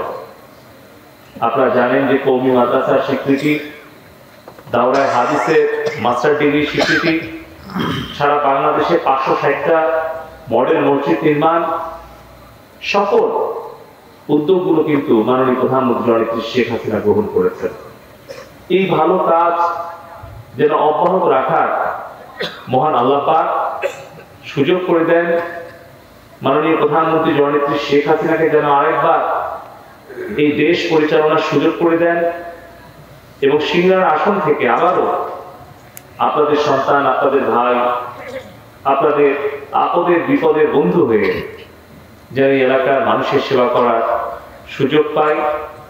আগামী 2024 সালের 7 জানুয়ারি নির্বাচনে বিজয়ী হয়ে এই সকল কাজগুলো যেন বিলদহরের ব্রিজ, আমার এই মাদ্রাসার ঘর এবং ছোটখাটো সামান্য যে কাজগুলো বাকি আছে সেগুলো যাতে মহান আল্লাহ পাক আমার মাধ্যমে সুসমাপ্ত করার তৌফিক দান করেন, সেই দোয়া প্রার্থনা করে আমার কথা এখানে শেষ করছি। আসসালামু আলাইকুম। اللهم صل على سيدنا شفينا نبينا مولانا محمد وعلى آله وصحبه وبارك وسلم। যারা আব্দুল বাড়ির কেমন আছে? জি আলহামদুলিল্লাহ ভালো আছে। আমার বোন ভালো আছে? জি আলহামদুলিল্লাহ ভালো আছে। সবাই মোনাজাত করবে, এখন হাত তোলেন সব আল্লাহর কাছে। এই যারা পিছনে দাঁড়িয়ে আসলে তবরক নেওয়ার জন্য নাকি মোনাজাতে শামিল হও, তাহলে তাবারক হবে। তাবারক আল্লাযী বিয়াদিহিল মুলক মানে কি? পূত পবিত্র। তবারক মানে পবিত্র খাদ্য। পবিত্র খাদ্য কাদের জন্য? বাবা শুনবে, মোনাজাত করবে। আবার তবরক নেওয়ার সময় 2 হাত দিও না, একটা করে প্যাকেট নিয়ে এরা চিন্তা করতেছে, কারণ বাবাজি আসার পরে লোকজন আরো বেশি বেড়ে গেছে, ঠিক কিনা বলো? তবরক নিয়ে একটা চিন্তা আছে। হ্যাঁ জি জি, একবারে এতগুলো লোক কোথায় ছিল, সব দৌড়ে যাইছে। মাশাআল্লাহ, সবাই মোনাজাতে শামিল হও। আল্লাহুম্মা আমিন। আল্লাহুম্মা আনতাস সালাম ওয়া মিনকাস সালাম তাবারাকতা ইয়া যাল জালালি ওয়াল ইকরাম।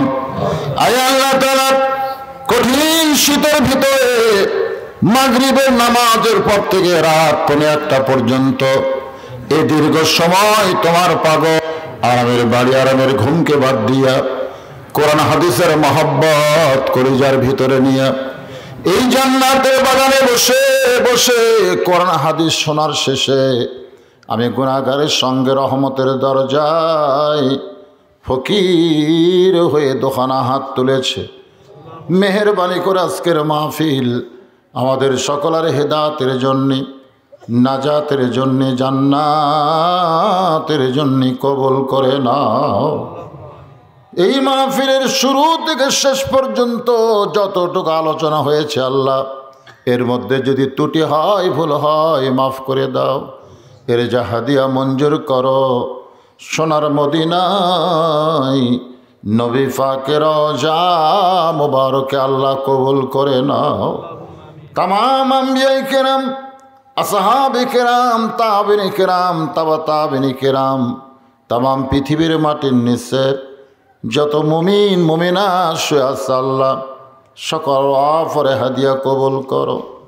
মাবুদ, জান্নাতুল বাকি, জান্নাতুল মাওয়া সহ পৃথিবীর যত গোরস্থান, খাস করে আজকের যে গোরস্থানকে উদ্দেশ্য করে মাহফিল, যে মাদ্রাসাকে উপলক্ষ করে এই গোরস্থানে যত মুর্দা শুয়ে আছে আল্লাহ সকলের কবরকে জান্নাতের টুকরা কবুল করে নাও।